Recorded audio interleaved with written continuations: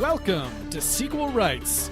Join your hosts, Justin Camps, Elizabeth Helly, and Tyler Hamilton, as we take a look at the franchises that make you go, they made how many of those? And we give each and every sequel a fair trial. Species 3, Open Water 3, Cage Drive. For the love! just when you thought this franchise couldn't get any worse. Find us at sequelrights.com and your preferred podcast app. This episode brought to you by the Sony Walkman. You kids these days don't have any idea how good they have it. Fuck. The Sony Walkman. I had the vibrating headphone one. Oh, yeah. And you got to really make your choice. Like, you got to listen to 12 songs all day long. Yes. You know? Yeah, and forget about, like, if you want to, like, hear a song again, you can't just hit it on repeat. You got to rewind, and rewind takes fucking longer than the length of the song. Than the entire song is. Yeah. And then if you're only looking for that one song, then you got to flip the tape, press play. Like, okay, so we're at song 5 of the second side. Then you got to switch it, rewind it to 2, and it has to be perfectly fucking balanced. Yeah. God forbid you're going to tape something over the fucking thing. Because, like, when am I rich? If I'm going to make a mixtape, I have, like, a whole warehouse full of blank Maxells. Yeah. I got 2 tapes. And there's no fucking Spotify, so you're sitting there waiting on the radio. You're listening to the top 10 at 10, waiting for fucking This Is How We Do It to come on. So you can hit record. And then you hear, and always because the asshole DJ's talking over. So at the You get very a piece of beginning, that. you're like, 98.5, this is how we do it. I actually had a mixtape of just all This Is How We Do It. Nice. Amazing. You talking about an awesome mixtape? That's a fucking awesome mixtape right there. There you go. This is how we fucking do it. And then if you want to tape over it, you gotta purchase tape. Tape to put on the tape. Right? That little belly button, that little nubby up there. You put the tape on there and you can tape over it. What a fucking holy God. And then all this rewinding talk and stuff. What if your rewind's fucking broken? Then it's like, oh, I got to rewind. I want to hear that part. Oh, got to take it out, flip it. Because, yeah, the original Fast Sony Walkman forward. doesn't have the fucking auto Exactly. switch. So you got to turn around, then fast forward, which is rewinding on the other side, then flip it around and here. Nope, not quite. Got to go a little bit further. Take it back out, flip it back around, boom, fast forward, come back around. Or you're in the middle of rewinding or fast forwarding, you open it, and then when you pull it out, it's like grabbed some of the tape. So, like, you got to fucking take a pencil or your pinky and jam it into the little anus hole and friggin' wind it yourself. And pray to God that when you put it back in, it works. Because the fucking piece of crap ghetto blaster. All I want is for everybody in the neighborhood to listen to my gangster rap. Yeah. But I can't if it's chewed the fucking tape up. Well, and then you're talking about the video, and you're talking about the vibrating thing, too. The battery life's like 8 seconds on if you turn that vibrate It was on. like the rumble feature on the N64. Oh, God, it's just dead. Did you see the fucking hydro bill after that bad boy? Oh, my One God. session of friggin' Banjo-Kazooie. Holy fuck. Fuck, talking Fortnite money. Ooh. And another thing about fucking... What were we talking about the Walkman? What? Or was it Walk? Are we talking about the high prices on the stock market? Hey everybody, we're watching Guardians of the Galaxy and you're listening to Miscast Commentary.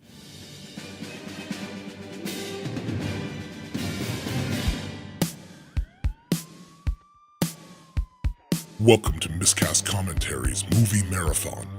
Before we get started, does anyone want to get out? With 2 guys actually crazy enough to get this done. And I have a bow and arrow.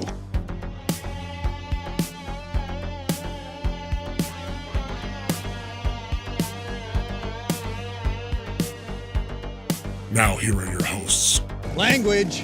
Joe Findlay and Todd Murray.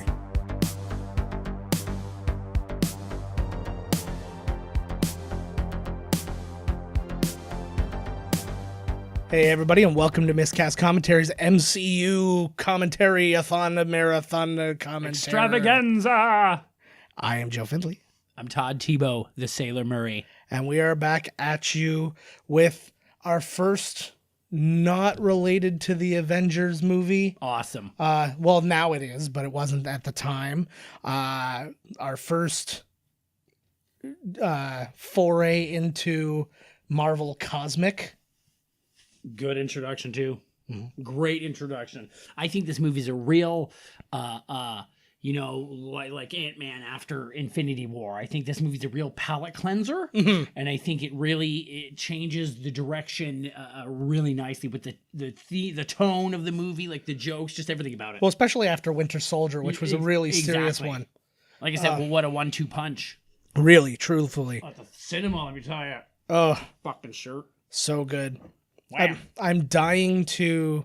There's been rumors that they're going to do the Marvel-a-thon again when Endgame comes out, where they literally just beginning to end. We are? Oh no, No. We're going again. We're doing it again. We're going again. Yeah. No, but like Victory lap. they did it at the theaters for Infinity War, I think it was, You're gonna show every one of them? and they showed every one of them. Oh, that's right. That's like watching Dr. Zhivago in the theater. Yeah, somebody on, I think it was 102.1 in Toronto. They won a chance to go see it, and they went and saw it with one of the producers, and he was just like picking the ones he didn't particularly like and like have a nap through them. Oh yeah. Oh, it's in a row. Yeah, How long does it last? it was like 2 days. Holy fuck! Like it was sizable. Like you get your throw. That's like rent. Like you're living there now Yeah, this is for the price of one. Do you have to pay for multiple? Like what's the price of this bad boy? It's not as much as going to see 18 movies, but it was like Not one admission. it wasn't like a I'd single argue admission. that. I'd argue that at the concession stand. Yeah. Is this refillable popcorn? Because I'm here for 2 fucking days. Yeah, this is I am not I'm buying getting the large. I'm getting the large then. Yeah. You damn right. Yeah. I'm gonna buy like 18 smalls when I can just get one large and have it refilled 50 times. And you know you're not going to get any hand jobs during these movies. Says you. What, popcorn butter? I give myself a hand job. Does that count? Yeah, no. Fucking right. This is Yeah, me it jacking off in the theater again. You're in the theater and you hear that, you know, Toddy Boy's in there. You're masturbating. I know you are, but what am I? Remember when our childhood hero jerked off in a porn theater? Next to everybody else who was jerking off. It could have been anybody. That was It the could have thing. been any one of my childhood I know. heroes. See, that was to me though the thing that blew me away, because when you hear about that, I know I get it. But the thing, like you hear about that and you hear lewd behavior in the theater. I wasn't even aware it was a porn theater, and that at the beginning, and then I found out. like the word that's what they lewd. said, right? And then and then once you become an adult and realize that hey, inside a porn theater, that's what literally everybody's doing. I'm like, then why are we acting like? I used to work at a porn cinema. I know. That's exactly what they're doing. My lord. See, I applied to like porn shops, but I only wanted to do it for the stories. I wanted like people from my life, like teachers and shit like that, Walk showing up in. in there and just be like, hey, you like giant dildos. Who doesn't?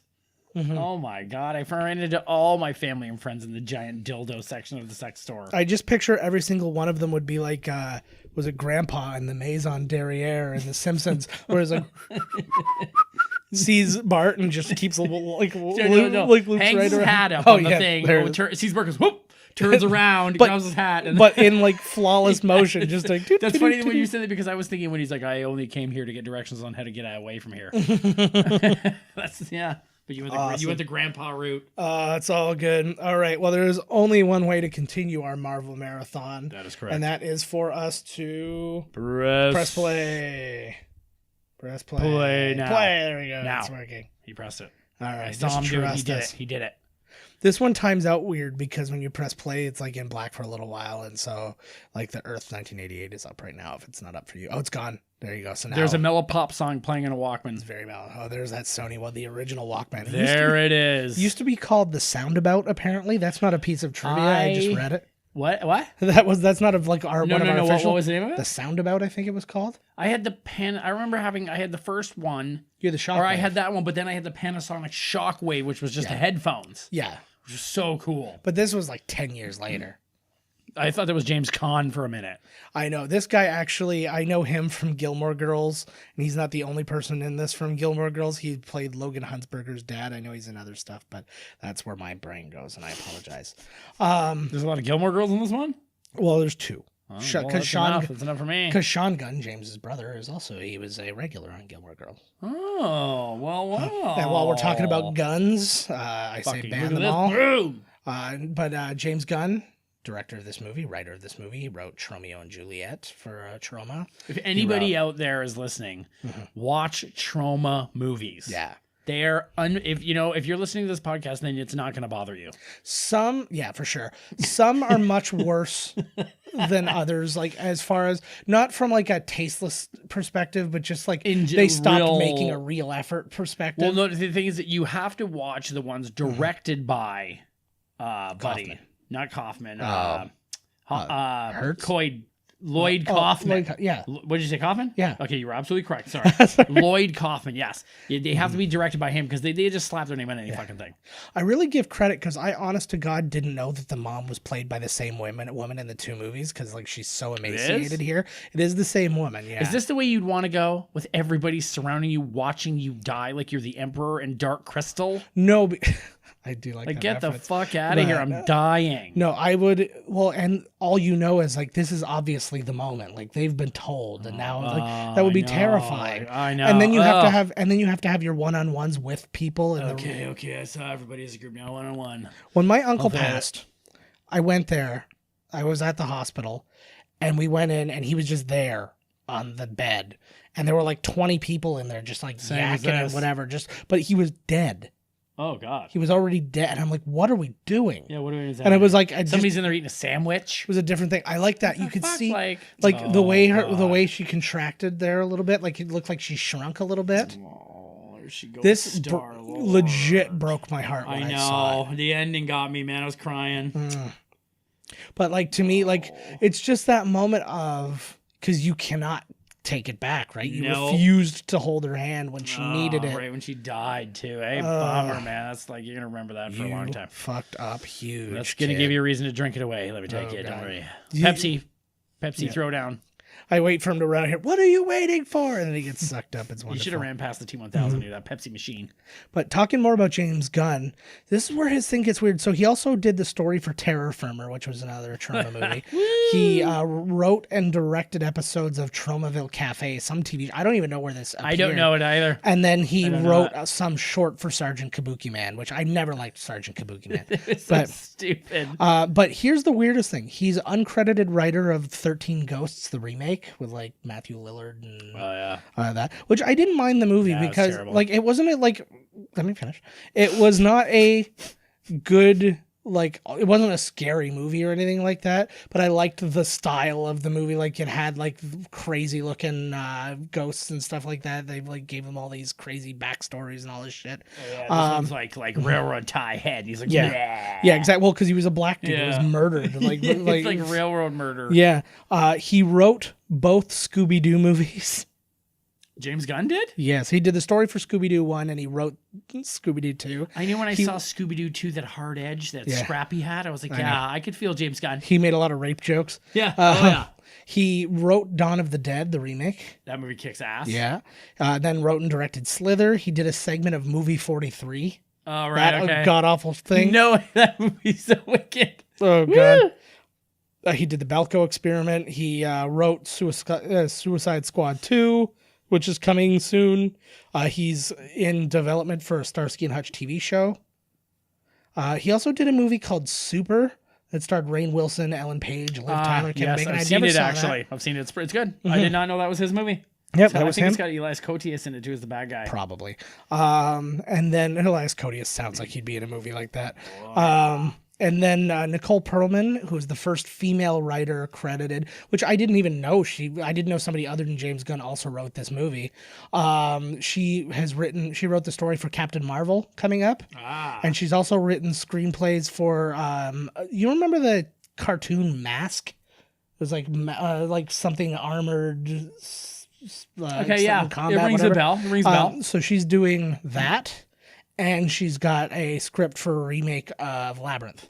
Nice. So she's got that stuff going. And she was also a script consultant on Thor. So it was like when they were saying, oh, you're not putting any women into these things, there actually was one. They could have defended themselves pretty much right away. Right there. But this is... Well, just be to say, yeah, we have one, so but this that is makes James, up for it. Yeah, but this is James Gunn's vision. Beautiful. Essentially. I don't know like exactly whether they worked together or they each put in a script or what. I don't know. We're looking at sexy Chris Pratt. There he is. I didn't realize, I forgot kind of how everything lined up because he was also in Zero Dark 30, and that's actually how he got this job because nobody had ever seen him in shape before because he was always fat Chris Pratt. And then people saw him like that, and it was like, oh, he could be a hero. Like, now that he's got abs, he can be a hero. So they asked him too. Well, James Gunn said he was going to give him the role no matter what, whether he was going to lose the weight or not. But they asked him to lose the weight. They asked him to lose 50 pounds. He lost 60 for the role. He did? Yeah. Wow, So- I didn't think he was that like overweight. He was pretty big. And they actually make a comment about it in Parks and Rec because you see from one season he's fat, and then when you see him in the first episode of the next season, he's really small. Right. And then they're like, "So all you did was quit drinking beer?" He's like, "Yeah, I lost like 60 pounds." Was it, eh? Like they just kind of like it was almost an accident. Right.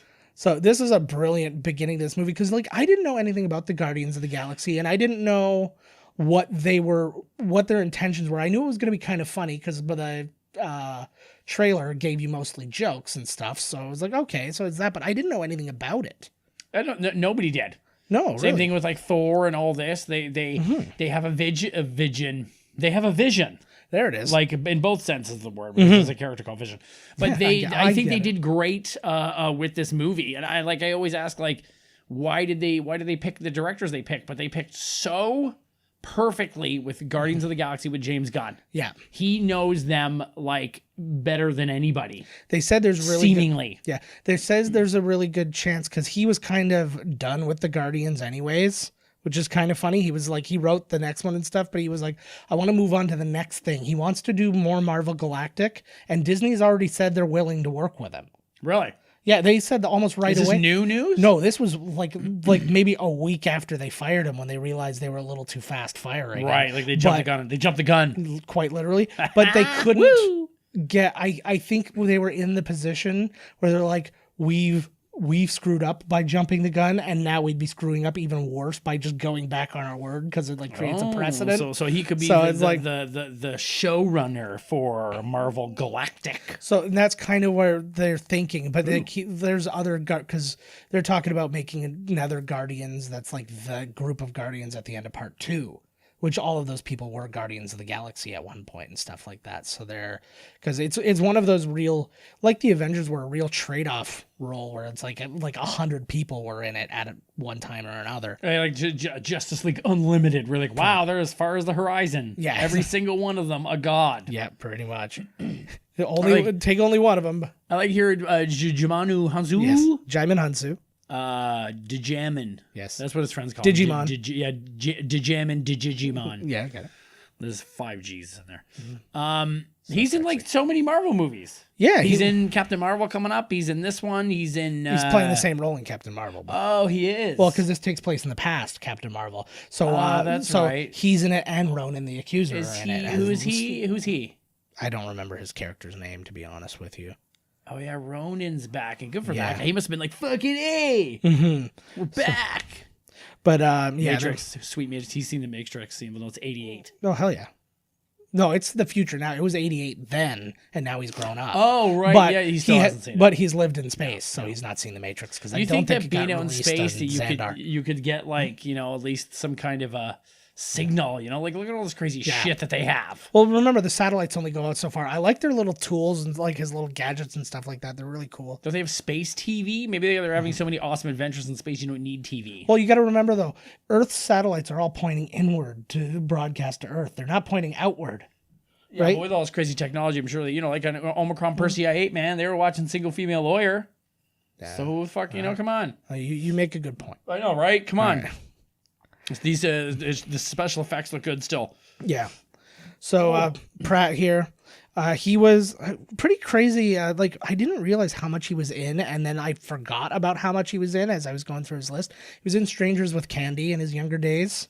He was in Everwood, which we talked about last week when we had what's her face there from Revenge and all that shit. That they were on Everwood together. He was in the OC for a bit. He was in Jennifer's Body. Ooh. He was in Moneyball. Parks and Rec, That's obviously. right, Moneyball. He was the voice of Obi-Wan Kenobi in Connect Star Wars, the Xbox game. He was in Zero Dark 30, as we said. He was also in movie 43. He's got the Lego movie, and then this is where he's in his hot phase. He's got the Lego movies. He's got the Jurassic World movies. He was in Magnificent Seven. Jurassic World 3 is coming up, and a movie called Cowboy Ninja Viking. Oh, that's right. I thought they scrapped that. Apparently not. It's still under the announced list. Hey, is that the chick that Captain Kirk banged? Probably. But you can see she's wearing the shirt he was wearing as a little boy when he got, so he's got some clothes at least. Another thing that really helped this movie resonate with the fans, I truly believe, is the soundtrack. Oh, absolutely. The whole awesome mixtape was such a great idea, and Gunn, because this is part of the real story. This is from the I own it on vinyl. right. So this is the part of the comics. Like I think he really mined from the actual source material, and he did a great fucking job. He's such a smart fucking writer. Well, They just mentioned the Kree Empire. Yeah, but he his big thing was that he is by making this soundtrack, he was trying to ground the crazy. Right. Because now they're in space where they've never been. Like, they've seen aliens come to them, but you've never been out there. So now you're out there, and it's like you need something to ground you. And it's such a mild psychological thing. That's weird. And it is, and it's like It works, this though. reminds you, this makes you feel at home while you're nowhere near home. That's a great idea, actually. Yeah. That's why they're making the big fucking bucks. So he also they used a lot of the soundtrack, and then they actually made the score ahead of time as well, so they could do it, so they could play it on set when they were doing things, so they would get the right like tone and mood and all that shit as they were doing things. I love Yondu. So that's Sean Gunn. So there's Yondu in the blue, obviously, and Sean Gunn is to his immediate left or our right, and that's James Gunn's brother. That guy looks like the guitarist from Mastodon. What that guy? There he Could is. well be. There's other rock and rollers. I've never seen him in this movie. I'm gonna look for him. Rob Zombie's in this movie. He is? Okay, I'm gonna Yeah. look. I had no idea he So, was in this. He is one of the Ravagers. He's not I amongst these love ones, though. the Ravagers' long-term story. Love it. Oh, absolutely. They did not, why did they kidnap him? They were told to, and they actually explain it in 2. That's right, Exactly but I what can't, happened. should we talk about that now or should we wait? No, we can wait. In this movie, they say that he was supposed to deliver him to somebody, Oh, fuck. and that's all you know at that point is I was paid to come and get you, Right. and then I kept you was essentially the thing. So here we got Lee Pace, another weird career of like so many of our guys are in so many different what's the word I'm looking for, franchises and stuff like Right. that. And I know it's hard to not be now because everything's a fucking franchise, but he was in the Twilight Breaking Dawn Part 2, who was really one of the only interesting characters in that. He plays like a Southern guy, and so he was there for like the Revolutionary War and all that stuff, and like he was Right. but yeah, and he's one of the only people who you just see kill a human, like one of the only good guys who you see kill a human in the whole thing. And then he was in the Hobbit movies. He was Thranduil, who was the Elf King. Oh, no shit.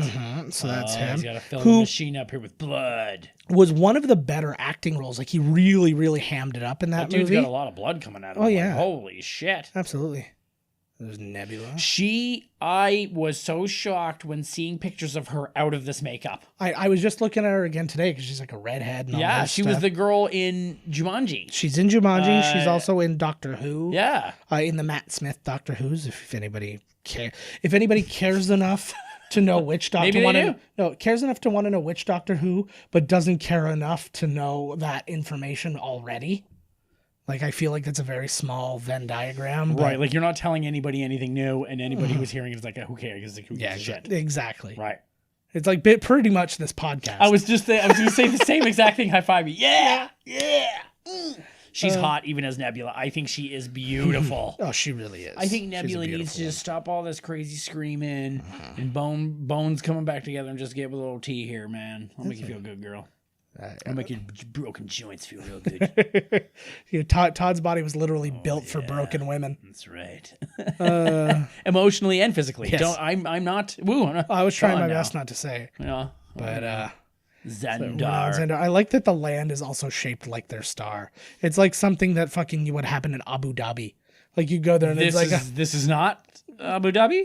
actually that's pretty fair. This is not. It's been a long time since I've seen this. Actually, Me too. Absolutely. That's I was really when I said, "Hey, what are we watching today?" You said this one. I was like, "Fucking A, what a good one." So we're talking here now. To me, I don't know what your opinion is on this. There he is. They actually changed that. He was originally supposed to be Stanley's appearance was supposed to be in the collector's thing, but they didn't want him like jailed or whatever, so they changed it last minute. didn't want him By the jailed. way, they had a really nice thing. I just watched Spider-Man Into the Spider-Verse today, and they had a really nice little thing for him at the end, which like got me a little emotional. It was good. Little tribute thing. Mm-hmm.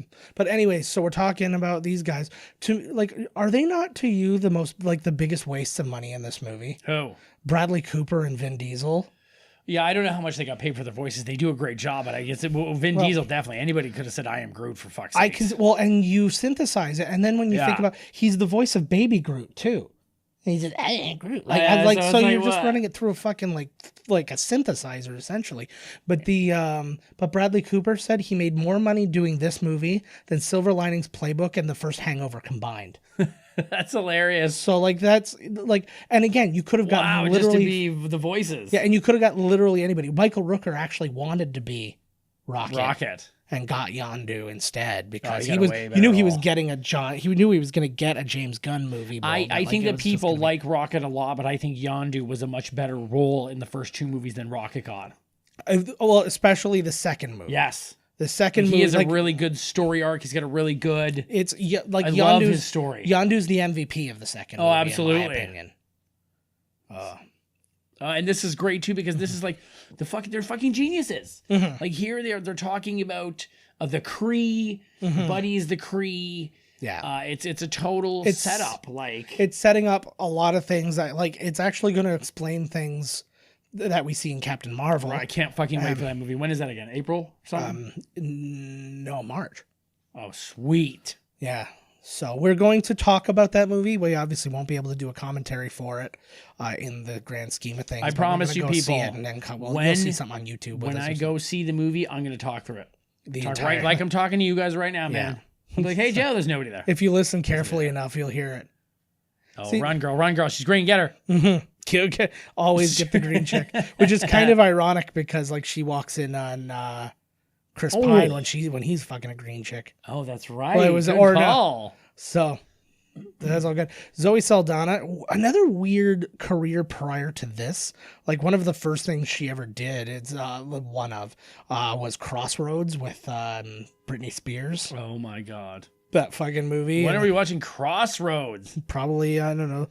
Our last one for this is April 25th, so probably the next week. Sweet. You know how much I'm always talking about Crossroads. Mm-hmm. But then she was in Pirates of the Caribbean. She looked so much older in that movie, too. She played Anna Maria, the pirate chick who slaps Johnny Depp. Right. But she looks like an older woman in that, but she's considerably young at that point. That was her chopping off the arm. That continues the Empire Strikes Back. Right. Thing that we were talking about. There's so many things seeing all these characters that I want to talk about Infinity War, but I'll just wait till we get there. That's the problem. Yeah. It's so good though. I just watched it again. Yeah, I was walking through the old flea market there today, and they had it on a big old screen that they were trying to sell, and half of it had a big blue line going through it. I'm like, you're trying to sell this fucking TV? What are you trying to sell this thing for? Yeah. That's how I got my first wife. Right there. So I got my first 3. No, you disgusto. I was at this plaza. This tree man grabbed a girl, and I was like, "Hey, did you see that woman?" And then we went on a date. I was the tree man. You cost me a wife. You owe me one. Oh, here's shit, more. Woman. Yeah, she fucks her. Dear God, look at him. He's like, "Holy fuck!" She just chopped my arms off. This was a cool little opening. It's one of those convenient that everybody's in one place at one time kind of thing. Well, they had to explain fast how the team gets together. I don't know what it is in the comic. That shot was built for 3D. That was the extending of the gun. Right. It's just look, he's kicking his arm. Groot is a really cool character. Yes, he is. Vin Diesel actually said it was really kind of as dumb as it sounds. I kind of get it. Said it was really therapeutic to play this guy because he played Groot just after Paul Walker died. Yeah, because he's such a method actor. No, but I'm saying he did it just after Paul Walker died, so he was kind of depressed and all this stuff, and he's and then you play this innocent, even though you don't have any lines, he's coming from a place of just love of life and interest, and just innocence. He's it was kind of really nice to play. And he's right. And all I'm saying is I am Groot. And he's he understands that. Yeah. But he's he's trying to put what he's thinking into it, where like he puts his thoughts into it and then I am Groot's it, because he said I am Groot over 1,000 times for this Oh my movie. God. And then I wonder, do you have what they got paid or no? I don't have their individual wages or anything like that. It was overall $170 million budget, so figure out what you think it cost to make this movie and then take their salaries out of it, I guess. Do you think like as a director and all you've done is like trauma movies and Looks like Bruce Willis. Yeah, I mixed with the guy from the Headstones. Like, you think they would be nervous? I guess anybody should be, I guess, right? Like, if they're like, now you're going to be from nothing to 170 million. Yeah. I'd be like, holy fuck. Like, Of course. But at the same time, it probably, in a lot of ways, frees you up, because it's like the things you used to struggle for and Right. then have to just figure it out later on. It's now you can literally go, can we get that? Yeah, no yeah, problem. we've got that over there. Oh, Yeah. Yeah, we anticipated your needs and we already have that. like you were saying before, and the other one, oh, there's Thanos. Yeah, well, he is the daughter of Thanos. Oh, So- damn it. I was trying to see the rest of the There's so much. on the right side there was a bunch of characters. You going have to. on. It was Gamora, Nebula, and Ronan. His His little grown T-Rex back. arms I love going. it. But like it's so much stuff too. Like you can see, like there was another name. There was something Lark was one of his other people, and that was like another character who from the Guardians of the Galaxy. So many. Like I'm trying to read all the different things. Yeah, Yeah, what a you're trying to bunch see of so many assholes. things. So that's Peter Serafinowicz who just said that. That was improvised, that little middle finger bit, which they showed for the trailer at Comic-Con, but then they covered it up in the trailer, Right. like for TV, and they put that like obscene gesture thing, like made it look like the Glass did it. Like the Glass did it. Well, I kind of like always that. I thought blame him. it was a funny joke though. Like it was kind of neat. But yeah, Peter Serafinowicz, who we just had there, he's currently the Tick. Is also the voice of Darth Maul from Episode 1. Really? Yeah. The Tick? Yes. Fucking then- Darth Maul. The Tick's the man. And then he was in like Shaun of the Dead and Run Fat Boy Run and The World's End and stuff like that. Wait, so what's in the Maltese Falcon sort of vibe? What's the what is it again? Is it the? It's not the Tesseract. It's the No, the orb that they have is the Power Stone, which I just read today. I just read the headline because I thought it was going to try and tell me what's going to happen in the next Endgame or what they think or whatever. I'm trying to read nothing. I'm trying to read nothing. I avoided And it. it like said the plague. something about yeah, I shouldn't even say it. It might be like it might draw us too close to the. That's the problem. I don't want to hear anything. I know. That's why I was like, I'm not even. We're even seeing the headline. I was like, fuck. Like, See, there's one big it's all rumor just right now. speculation now, though. Yeah. Are you All gonna right, say just the say- time just split? You're gonna speculate. say the time split? No. Although I do think that's going to be a thing too, because Yeah, because I've heard they a were lot of saying things. there's a big thing on the internet where it was split in two. Yeah. The timeline. Yeah. And then what was the other So thing too? now there's even more Spider-Mans. Yeah, and then there's also rumor, which I don't know if I sent this to you or not, but there's rumor that Hugh Jackman's Wolverine is going to be in it. I heard they saw him on set. Yeah. They saw Hugh Jackman. But that could just as well be a it'll hey, just why be don't a you come one visit quick the set? thing, just because now they can have the X-Men in it. I would love nothing more than a billion small little things like this fight. The final fight should be taking place all over the world, and you should like cut over here, and the Avengers There's are here, Wolverine all and of you a cut sudden, over there, yeah. and there's Wolverine, and you cut over here, and then it's the Defenders who are currently not on TV shows anymore. Mm-hmm. Like that would be amazing to just see all these different Marvel people, Agents of S.H.I.E.L.D. Like you just literally every They're property. 60 pounds down. Oh, if you have to have the shirt off scene, yeah. what can't we just have one one dude with a gut? Can we just have one Yeah. superhero? I think Lobo might have yeah. a gut. Well, he's a little more into that now because in Infinity War they make fun of him being fat. Oh right. Right? Like he's getting a little. Oh, that's right. They do. He's getting a little pudgy. Yeah, and they're like, But you're one but sandwich according away to from them, fat. pudgy is like 1% body fat. Like you big fatty. Wow. Well, it's You ate something today. Ooh. they're just going by like health body index and stuff like that. Like yeah, because that's a real standard of life. Yeah. We can all achieve that, no problem. With her Yeah. she's reading one of those Hallmark holographs. She doesn't even know those people. She's very sentimental right now. I know this is like a cool. Oh, jam. look here. Yeah, There this he is right good. there, Lloyd Kaufman. Lloyd Kaufman. That old guy yelling murder or whatever. That was Yeah. the man. Yeah, so little Just to watch the makeup they put on some of these people, and it would have been fine for none of these people to be aliens, and no, I don't think anybody would have questioned it. that would have sucked though. Come on, we're in an intergalactic prison and they're all humans. I'm just talking like the background guys. Like you look in the background and you can see aliens in the background. It's good. like I can see like having your close up, like the cantina scene. The close ups are for the aliens. Are they going to have the humans in cantina back. scene at the new Star Wars? Like, are you going to be able to walk into a place and you're at the cantina? There is Like a in the cantina. hotel thing? It's not the cantina, but there's a cantina. Yeah, it doesn't have to be the. Yeah. Oh, this is so good. I like that there's like a rape. See right off the bat, there's a rape joke in this James Gunn. Oh, This is so gross. this guy's dead. Yeah. You would think that would have Oh, penetrated his brain. Lord. Oh, see his ass. That's his ass right there. He said he's trying to say it nicely though, because these convicts are He does fuck really him. Conservative. There's a scene where they like very similar to the early scenes in Oz, where Schillinger stops Adebisi from raping Beecher, Right. and then he's like, "Oh, I just did that so you could be mine." Oh, He's you're like, getting "Oh." raped tonight, but just not by him. Just not by me. him, because I'm a racist. Yeah, and I will be much nicer about it. And I know he would not be. He's a Nazi. And so they did also cut out the scene where you see Rocket Raccoon's full-on penis just peeing into a bucket. Yeah. That would have been amazing if this would have just been a hardcore like. They should have. Should have been like a Deadpool R.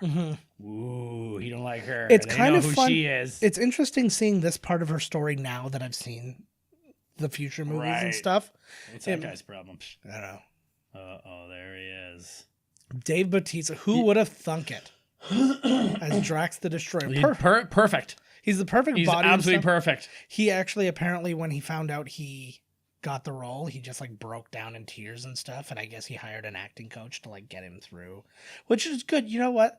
Like people would shit on you for that, be like, oh, you get this job and you have to go get an acting coach. He took it seriously No, enough that he exactly. wanted to get like No, he's like, oh. exactly. He felt that he needed a little up his game there, and he did. And the thing too is they all go to fucking acting. Pacino, they all went to acting school. Same Yeah. thing. That's an acting coach. Yeah, exactly. What the fuck, like? You It's know? like, yeah, maybe they didn't have one on set. Like Marilyn Yeah, Monroe fuck, had man. one on set, but it was like, Oh god, Nobody was probably a shitting. disaster. Just whip your tits. well, out. because they had Yeah. like she was with like Lee Strasberg and shit like that. So Yes. like, that was like Yeah, hardcore. she's like the one. But to have him on set or to have Lee Strasberg on set with you is just like, I read somewhere too that there was originally going to be a one-on-one fight between Drax and Thanos, but they scrapped it. yeah. Well, I mean, there's still chances for more, right? But at this point, Oh yeah, no, he's gone, right? Who? He was erased. yeah. But Yeah. again, do you think they're all going to come back after the end, or they're going to come back well before the end? Sure. Right in the Ex- middle. Exactly. So his makeup, I didn't really. I was trying to gauge if it was a lot of makeup or a little bit of makeup. Like, it was just think like it's a spray paint. lot. It is a lot, and I Yeah. found out it took 5 hours to do, and he had to stand the entire time. Wow. So imagine like an early call. You've got like a 3 a.m. call, so you can be on set for 8. Oh, he's used to the And- torture. He's a wrestler. Yeah, but still, like that's a lot when you're tired and you're doing 16 hours. And then you got to do the whole day. And then you got to stand up, and basically he had a rail on either side with like a tennis ball on top, and he just like put his arms on that and just like stood there for 5 hours while they did this to him. Sweet. Let him hook me up for Comic-Con. 12 hours in the chair. Jesus Christ. Couldn't imagine. Now, don't get me wrong, I do it. 7 they're- hours is the penis prosthetic. Yeah, exactly. The rest of it was really easy. You actually. never see it as like, I will not Yeah, feel like Drax the Destroyer. Unless they get a Mondo cock. Yeah. Oh, yeah. That happened to me, bro. I've been stabbed. He was fucking a lot of alien chicks. I wonder if the Kree girl that stabbed him is going to turn out to be Miss Marvel. That would be amazing. Yep. You ever seen Ascavarian? Why would he have sex with an Ascavarian? Why not? He's like Captain Kirk, man. Just go for it. Do it for the, What do you say, like, on your deathbed, I had sex with whatever the hell he just said? yeah. Laskavorian. Yeah. So they were looking for a lot of people, obviously, or through a lot of people when they were auditioning for Star-Lord. They looked at Joel Edgerton, Eddie Redmayne, Lee Pace actually auditioned, Wes Bentley. Who Wes else we Bentley. Wow, I haven't heard his Yeah. name in a while. got? Garrett Hedlund. Who else we got? James Marsden. Crispin Glover. Yeah, he was there. Hey, man, Joseph Gordon-Levitt. Oh, nice. Aaron Paul. Glenn Howerton from, what was it? Is Glenn Howerton Always Sunny? I don't know. I think that's him. I do not know. And then John Krasinski.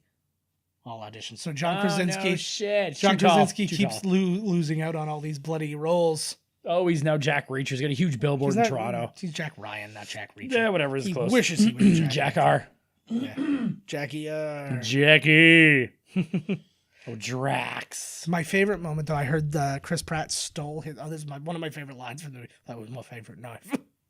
Poor guy. But Just wanted to kill a woman in prison. yeah, Chris Pratt apparently stole his costume after the movie was done because he wanted to be able to bring it with him if he was doing hospital visits and stuff like that. So I think they can't bust you on that once you do that. They're like, You're why oh, did you steal it? I'm sure with all the money he made, he could have just got a new one. But still, like it's one of those things. But to have for the next one. movie, they're probably making a new one anyways. Yeah. Like Well, they're not using the old one. Well, there's no such thing as one. There's always 10. What? Right? Well, because imagine if you're on set and you do a thing where it's like, oh, you get sprayed with all this gunk and then it doesn't go well. What do they have Or to you like shit yourself in the suit or yeah, like we're taking 2 days. Well, 2 you days have off. Let's go to the couple cleaners. of blowouts. That on-set catering is hell on your bowels. Oh hell yeah! Who's he yakking to here? Is like somebody speaking on behalf of. Thanos. I think he's one of the Black Army, to be honest. I think he's one of the dudes from Infinity War, but just in a different look. They don't say his name, so you never really know. He does kind of look like Buddy that was hanging around with Loki. Oh yeah, that's true. That guy. Now Remember, again, and he was like, "You fucking idiot," or whatever he was. Yeah, Yeah. he was bad. He's always bad mouth people. That guy. He's got a bad attitude. oh, he was played by Oh shit. Allison Hannigan. Oh, here he is, people. That hammer's badass too. So yeah, James Brolin was the last person cast for this. But what, like, again, it's as they've been doing constantly in this long-term casting. Hey, you gotta have to. Oh, Whoa. little murder. Thanos don't give a fuck. Yeah, He's thinking it. He's got popcorn going on. He's mauling it over here. that'd be amazing. He turned around, he was just like eating a sandwich. He's watching Futurama. So Oh, yeah, that sounds like him. it is him. Oh. It is. So this was his first actual appearance because in Avengers he's in it, but he doesn't have a voice or anything like that. So now you can see they've made changes to him. They've updated Still looks him the a same. lot. Look at his dirty old chin going on. Yeah. There's all testicle chin. But like they've updated his armor a bit, and they've updated like. But that I happens. forgot that it was they had him locked in at this point in time. Yeah. So I mean, I not a wonder if he huge was role in wondering this, at the time, like, oh, where's this gonna go? Being this guy, and then They- holy shit, like, but- Well, he had to have known, or at least been made aware that he would that he was going to be like the final boss. right? Like he was gonna be the boss battle because he's like, you find out he's like gigantic. I With a want big arm wrestling smirk for on him. his face, eh? That's so good. He knows what's his name was pissed. That's the problem. You can't be a bad guy and have underlings because they want to take you out too. That's exactly. You can't it. trust anybody. Mhm. If there's anything I learned from Starscream other than his wonderful fashion sense, it's like don't trust anybody. Cute. And You gotta get that post. I like that that's a joke they've just continued Yeah. through the entire thing. Like even again, we keep going back to Infinity. I know War. it's hard not to. Yeah. I'm sure that if you're going on this disgusting Marvel gauntlet journey with us, you've probably seen them all as well. I'd like it if somebody hasn't and they're doing this. Yeah. Well, I'm gonna give this Yeah. Marvel thing a shot. What the hell? Tell us if this is your first time. If we popped your Marvel cherry with the big one here, let us know, right? This is another great moment. Like this is really well written comedy in This this, is secular, right? Like because then they say we need to do this. We need like to get this he's thing, literally we got to get the Cornex battery, and he's like, but it has to be the last thing, right? yeah. Look at This Drax is is just part- standing there watching him the whole time. I They're looking love around. it so much. He's like, can I just yank this right out of here? Yeah. Oh, We close, definitely need to close. get that last. Oh, fuck yeah. I think everybody was surprised at how awesome this movie was. Oh. Well, now we're getting into like, okay, it's Marvel. It's probably going to be Yeah. half decent. Like, it's not going to suck, but I think the level of fantasticness of this movie was like, wow. Oh, absolutely. Because again, I didn't like when you don't know something about a comic book character, you just assume it must be shitty. Because Right. it's like, why, like without reading a comic, I know everything about Batman and Superman. And It's all not these different Spider-Man. people It's not the and- Hulk. I don't know who this is. Like, Yeah, fuck exactly. So, but like, then you read about this, and then you start to read about their lore and stuff, because we talked a little bit about it with Iron Man 3 or Iron Man 2. Right. He was supposed to be in this movie, but was in that kind of place where he's like, I might not do any more Marvel movies, so they had to write him out of it. He wasn't going to be like a huge role. It was going to be a very small little like introductory, hey, I'm also a part of the Guardians of the Galaxy type thing. But so are a lot of people. Like there's other small characters in this that we'll see later that are also part of the Guardians of the Galaxy in some point or another, and then they've like mentioned dozens of people essentially who are like, oh yeah, he was a Guardian of the Galaxy. I dug his his stick shield there. He was Thorin Oakenshield. I wonder, do they know sort of like Kevin Feige? Yeah. Feigeo? Yeah. Does he know like what will resonate with people? Like thinking, you know what I mean? Like, because we never heard of these characters before, so he must be like, you know what? I think people would like the Guardians. Let's do Guardians next. Which would then bring us into the cosmic side of things, which opens up possibilities. And I wouldn't put it on one man to have made a decision. I just mean Marvel in general. But well, obviously, that had to have happened. Like, I mean, I don't think that these are stabs in the dark. I wonder with the other ones that they've nixed. Like they got a whole board. Okay, who do we want to do? Who do we think? And then I'd like to see the breakdown of why. I'm sure there's a lot of whys and a lot of everything. Like there's probably like, oh, we want to do, like they probably want to do Captain Marvel at another time. You know what? We're gonna need that down the road, right? And that's gonna be a thing. And now because she's essentially the hero of Endgame. We don't know that yet. Well, we don't know, but like it's going to be Hawkeye. She's clearly she's the impetus at this moment because of the end of Infinity War. She's the one they call on to save the day. Like, you know, it's like, oh, we need somebody to help us. She's the one I'm calling. So. Oh yeah, they got like, some splaining to do. Yeah. All right. But I'm sure like everything was held to a certain point where it's like, oh, what about Ant-Man? Ant-Man was one of the original Avengers. And we've done 2 Avengers movies. It's like, no, we're going to need him. We're going to need him at this point, and we're going to find out a different way of doing him and all that kind of stuff. And it's, so I mean, it's very carefully planned, and I think some stuff worked incredibly like out of this world well, like this and like the first Avengers movie and stuff. And then some things maybe less so, like your Thor 2s and your like Avengers 2, and like, well, but that still made a boatload. I'm interested to see Avengers 2 to see, because like some of them have been better than I remember them. Well, because now we have so much context after the fact, right? Too, right? Exactly. Where it's like, oh, this not only maybe is this not as bad as I thought it was the first time or whatever, just on gut reaction, but now I'm also seeing that it had a million things to do with all the connecting pieces and like that's a little thing. And it's like the way I get through like the Star Wars prequels and stuff, when it's like you put it, if you look at the movies in the context of, I always say, look at it in the context of they are the Emperor's story. They're not They're not Anakin Skywalker's story. That guy's dead, Groot. Oh, Jesus. Yeah, just the G-forces of how quickly he was pulled, just like splashed his brain. Yeah, I'm surprised his innards aren't still in the booth here with him. I like that they didn't make him wear a shirt.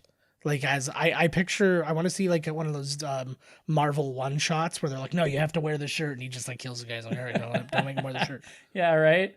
And like, also, he's Drax all the time. It's really Drax. It's not Buddy playing him. It's Drax. No, I was just talking like the jail because everybody else is wearing a uniform, right?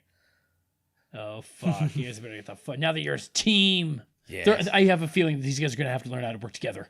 Probably not. Oh yeah, you never know. This there was a nice little thing. Apparently, he got like a letter or something like that from like an autistic kid who actually kind of Drax resonated with, because he's not always he's not picking up on social cues. Right. He's not great with he's very literal. He's very that kind of stuff, and those are very kind of spectrum related things. And he's like, it blew me away. He's like, never in a million years would I have thought that would have been something that somebody would have picked up on. Right. And he's like, it's not like he was trying to play it autistic. He was that's just Drax. Maybe Drax is slightly space autistic. Space autistic. Whatever they call it when you're in space. Yeah, I think that's it. Or do they call autistic people here Earth autistic? Ooh, that was a gob. See that? I'm always like, I'm terrified of spitting when I talk as it is, but the last thing I want is for it to be in fucking high def. You imagine watching this movie on IMAX and watching a 6 foot tall like a goober come spittle. off your like. That's why they got the 3D porn going. That would be my luck with. Oh shit! Nice, I love that. But that would be my luck with the. You gotta let go of everything you're holding on to because you just can't fathom what it like. it would probably trip you up for a moment though, right? Maybe just enough to make them Go after your gun. I love how like in space movies they just fuck with gravity however they see fit. Yeah. They're just like, well, because some people have been pretty smart about it and they create like the rotating thing, which would actually create false gravity. Right. And that kind of stuff. I'm like, oh, that makes sense. But this thing's just floating out there, which means it wouldn't have had gravity anyways. It's like, oh no, we just turned gravity on. You can turn it off and on there. Oh, okay. This scene reminded me of like in I don't know what Superman it was, where they like reverse it. So when the bad guy goes into the other dude from his planet. Remember he's fighting the three of them, Superman 2. Oh, yeah, it was 2, yeah. And then they go in the booth and he's like, actually, I reversed the polarity, so now they're like regular humans. Yeah, like it's I was like, holy fuck. Just We're getting out of here. Well, and and they went back in time when he did that. That was the first one. Was that the first one? First one, he went around the planet so many times that it reversed. That's all very stupid to me. Man, there's so many murders in these movies that no one. Those guys just worked on the place. I know. Like they just were workers. I mean, you don't even establish them as like crooked or some shit. It's just a paycheck. They just look like maintenance men to me. Yeah, exactly. And you work at the prison. Yeah, I know. We're celebrating all the cops on Xandar. Because you don't like. Are we supposed to sympathize with the bad guys here, who are the good guys? There were other bad actual inmates, and they're causing chaos and murder. You got it. So that's a prison ride for you. Yeah, I don't know what else to tell you. But so he said his ship was called the Milano. It is based on Baby Coffin. No, I like that. No, Peter Quill's childhood crush was Alyssa Milano. Ooh. So they're like he had a crush on Alyssa Milano. So when he gets his own ship, he names it the Milano. That's really coincidental because her as a child is my crush.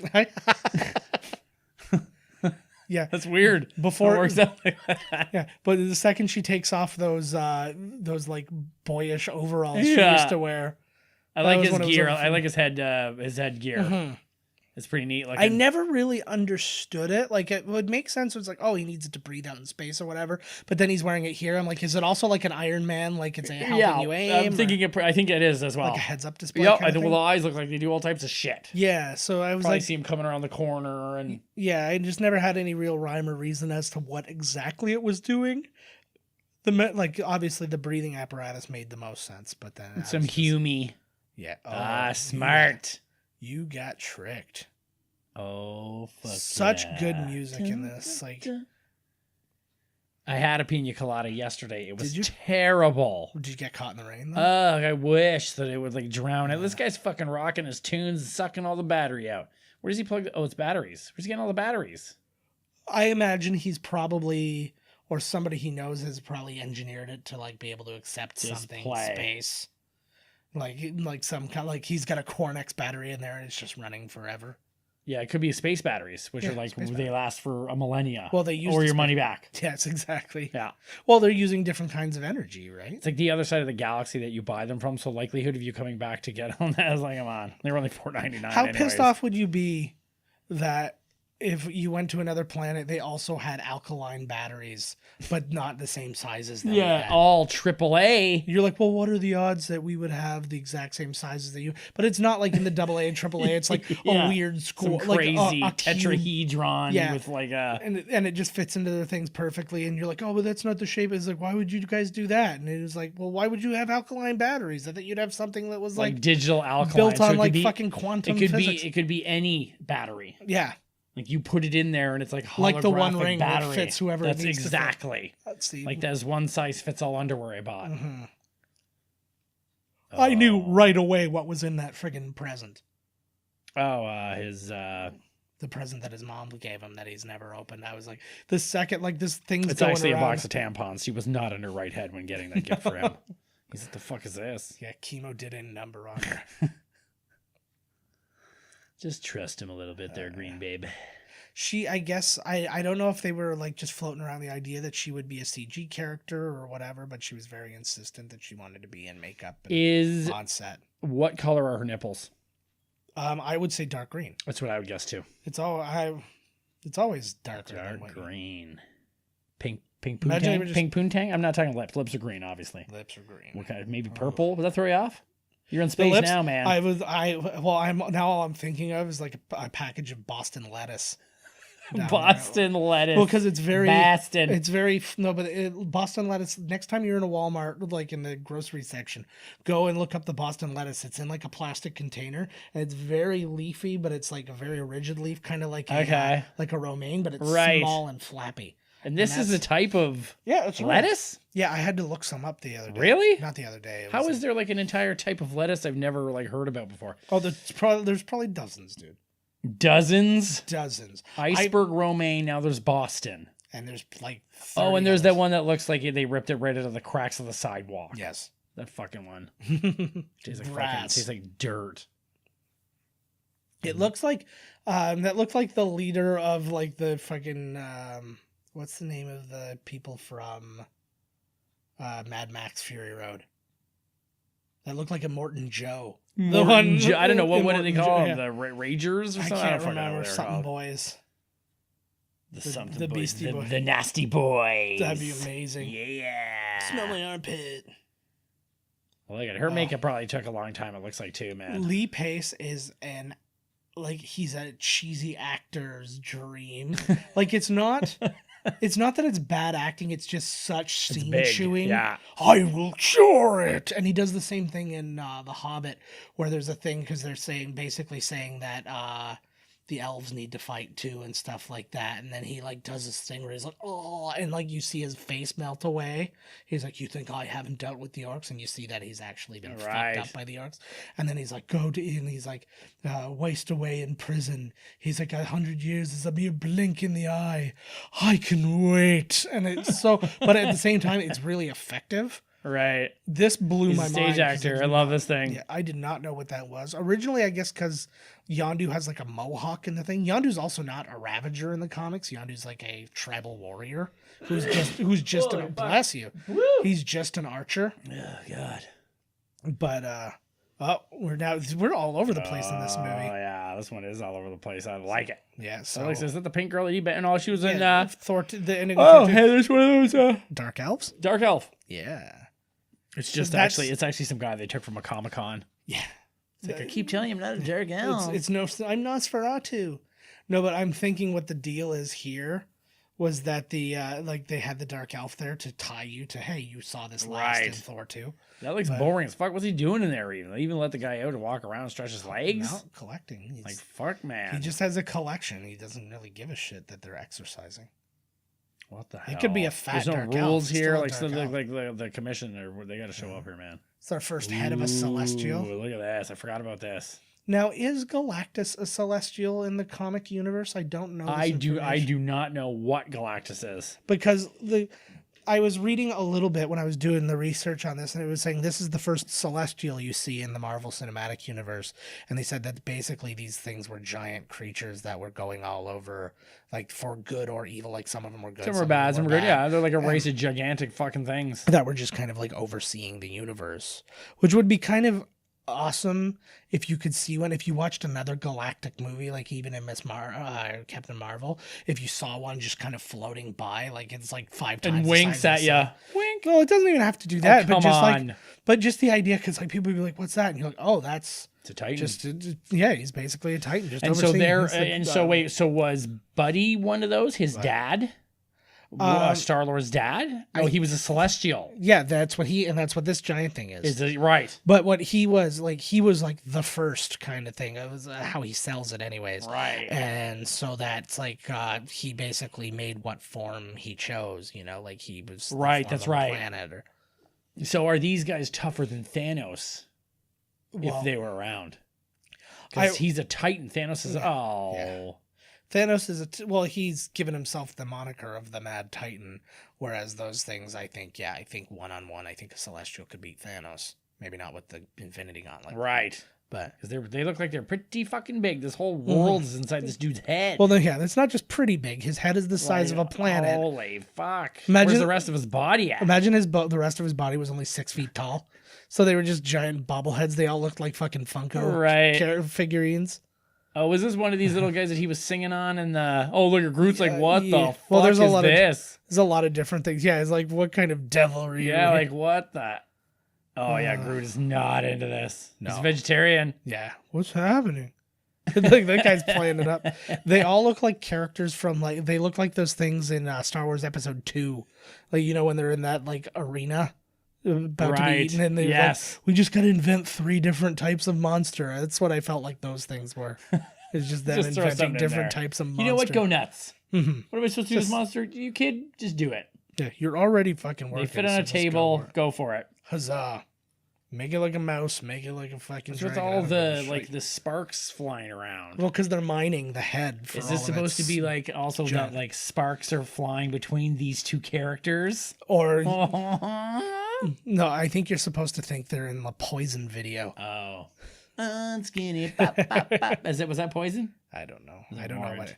I'm. Doesn't matter. I'm so shit at. I'm sure that I even- want to say it was Skid Row. even I at their don't own say that. concerts, like they'll mix it up. They're like, wait a minute, this isn't our song. This is Skid Row. Yeah. Are we Poison? Who are we? We're Quiet Riot. Why are we singing Dr. What the Feelgood? fuck is going on here? Every rose has its thorn. You're not him. Yeah, what the fuck? I That'd be get it. great. That'd be the best concert anybody's ever I feel seen. like that's what that concert in Welland is going to be. Oh my god. Did you That hear sounds. about? Yes, I did. Oh yeah, we did talk about I that may last be week. performing as Vince Neil. They said I'm not fat enough. I like that she just. I don't know if it was on purpose, but they just kind of sell her as somebody who doesn't dance, but she's actually a ballerina. Like in real life, always. Oh, in real life. trained ballerina. Footloose. Mm-hmm. Oh no, that poor girl. Poor Starlet. He's got a lot of splaining to do, let me tell ya. So I guess originally Olivia Wilde was supposed to play Gamora, but Oh. she ended up having to turn it down. Is she still married to Jason Sudeikis? No, that. Oh yeah, that is Olivia Wilde. Yeah. I was thinking Emily Blunt, but Emily Blunt is John Krasinski. Krasinski.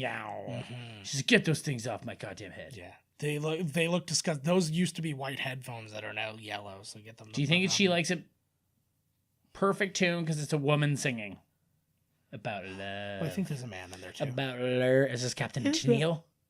Yeah. Oh, the captain just died. Like What? Yeah, like just like a few days That's ago. maybe from why as they're in we're my brain. shooting this. It might be in my brain. He's moving fast. Oh yeah, yeah. It's very presumptuous. She were Girl, in a you fight- can sweep kick me any day, girl. Their fight scene from earlier, when they practiced their fight scene originally, they wore like body armor. So they could kick each other and hit each other for real. He didn't wear that body armor underneath his costume for the actual shoot and forgot. Well, didn't forget, but just didn't tell her because he didn't want her to like hold back because he wasn't wearing it. So she kicks him square in the ribs, and he said he had a bruise across his ribs for the rest of the shit. Oh, Drax versus drunken Drax versus Yeah. Grooter. Oh, Oh fuck. Yeah, Drax, come on now. Yeah, he's gonna blast do you with some that, bud, murder. There was one person still kind of cheering on. It was just kind of coming down. Like they're still cheering on. Like you could see the fist pump go. Yeah, yeah. Yeah. These dudes that came together are fighting. They're like That- the Bad News Bears in space, man. That was that old actor thing where you hear people go, I don't know what to do with my hands and stuff. I feel like Right. that's what that extra's going through right now. Every time it goes back, you can see like, He's doing Yeah, trying just to like- yeah. see, look at that fist on the right there. Oh, there's one of Rocket's little backstory pieces there. So- oh, the poor raccoon. Interesting people were considered to be Rocket though. Adam Sandler was considered. That's to be Rocket. Yeah.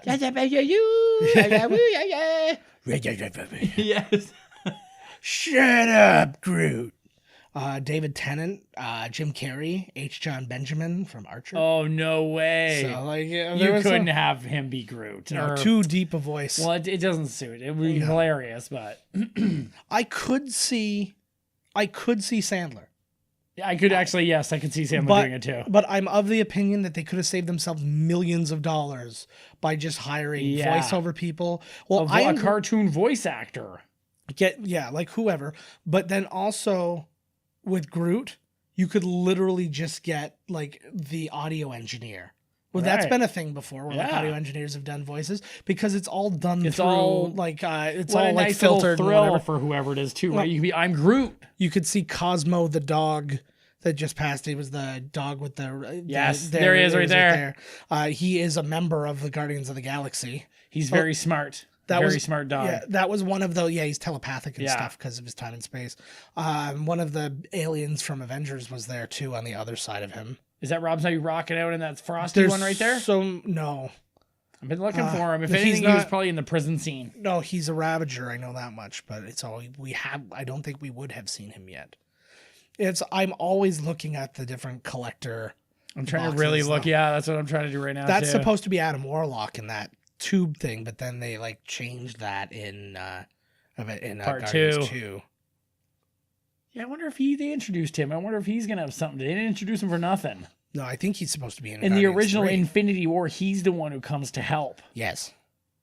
Yeah. And that's when I thought, oh, they're gonna call, but then Miss Marvel came in and Yeah. I think I'm under the impression that he's going to be in Guardians of the Galaxy 3. And he's probably going to be like, you think he's a bad guy for the first bit, and then he's a good guy for the last bit type thing. right. So, that's your pet. That's it. He's so good. See, like, to me, this was my big surprise from him, because I always thought he was too serious. Like, he I was did in... too. He was always in the real acty, like, like he was in smaller shit before. Like he was, that was actually, that was not supposed to happen. That drop, he actually dropped it, but he just kind of stayed in the moment. So they kept it because it was funny. That's awesome. Because yeah, he was just supposed to just raise his arm and it be there, and then they cut to the next thing. But it's way better that he dropped it. Oh, fuck, buddy. That reminds me, that moment, not the knife part, but when he's just sitting there talking, it reminds me in Demolition Man. He's like, lately I feel like nobody loves me. Oh, he's a bad man. So this is literally, we've heard the term Infinity Stone, but this is our first real explanation of the Infinity Stones now. So, because they talk about it in Thor 2, saying, yeah, there's like Infinity Stones happen. But now this is the first time where you're starting to get context of what the Infinity Stones are and where they are.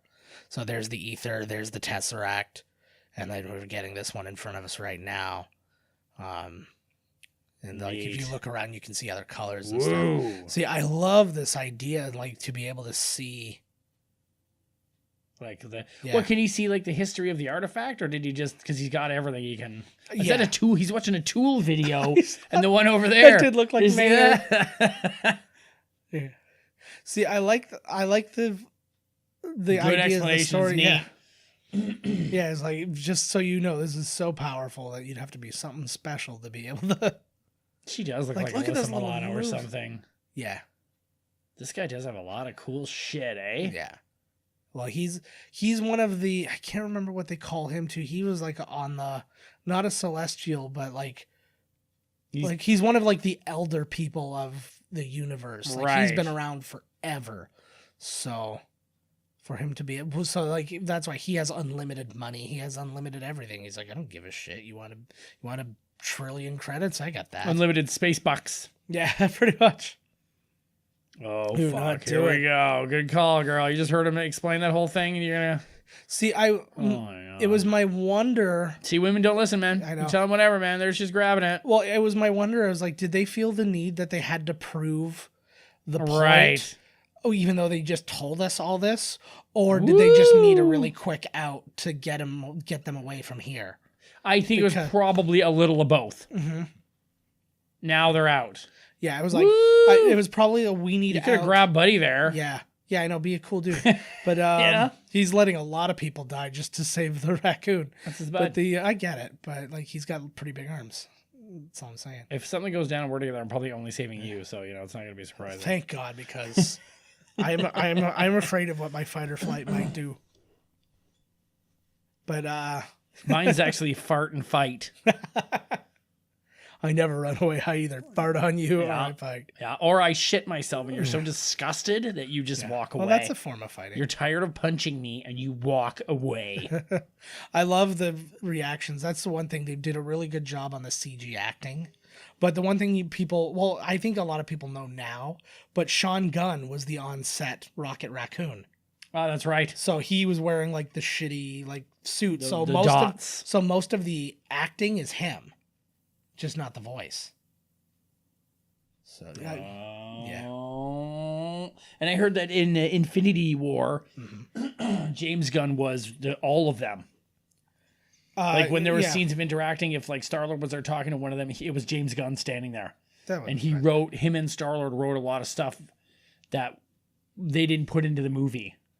Like they just said like the what's their names, brothers, not the brothers, the Russo brothers were just like, okay, so this is what's supposed to happen in the scene. How would the Guardians react? What would they, like if this is what's going on, what would they say? And then he would be like, this is what they would say, and they put that in. Oh, that works.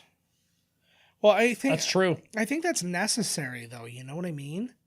Because they knew that they were like, this guy thinks like them. He wrote them, and if we can bring him here to help out, then fucking A, right? Yeah. Well, and he was listed. He's still listed as an executive producer on these movies and stuff like that. So he does look like Marilyn Manson. Ronan could have been played by Manson. I'd get away with that. We got Manson in here. We got Zombie. But I love his voice in this. It makes me wonder though, like how much did they do anything to his voice, or is that just all Lee Pace, just like dig it in? Right. I can't remember who he was with, but I think it was somebody from this movie, and they were like hanging out in line for like one of like the Comic-Con panels. And you know how those are like notoriously long, like sleep in line kind of things. And there's a photo of Lee Pace asleep in the line with like all these other people, them not even knowing that it was him. Nice. It's just How would like, you, right? Mm-hmm. Just some dude.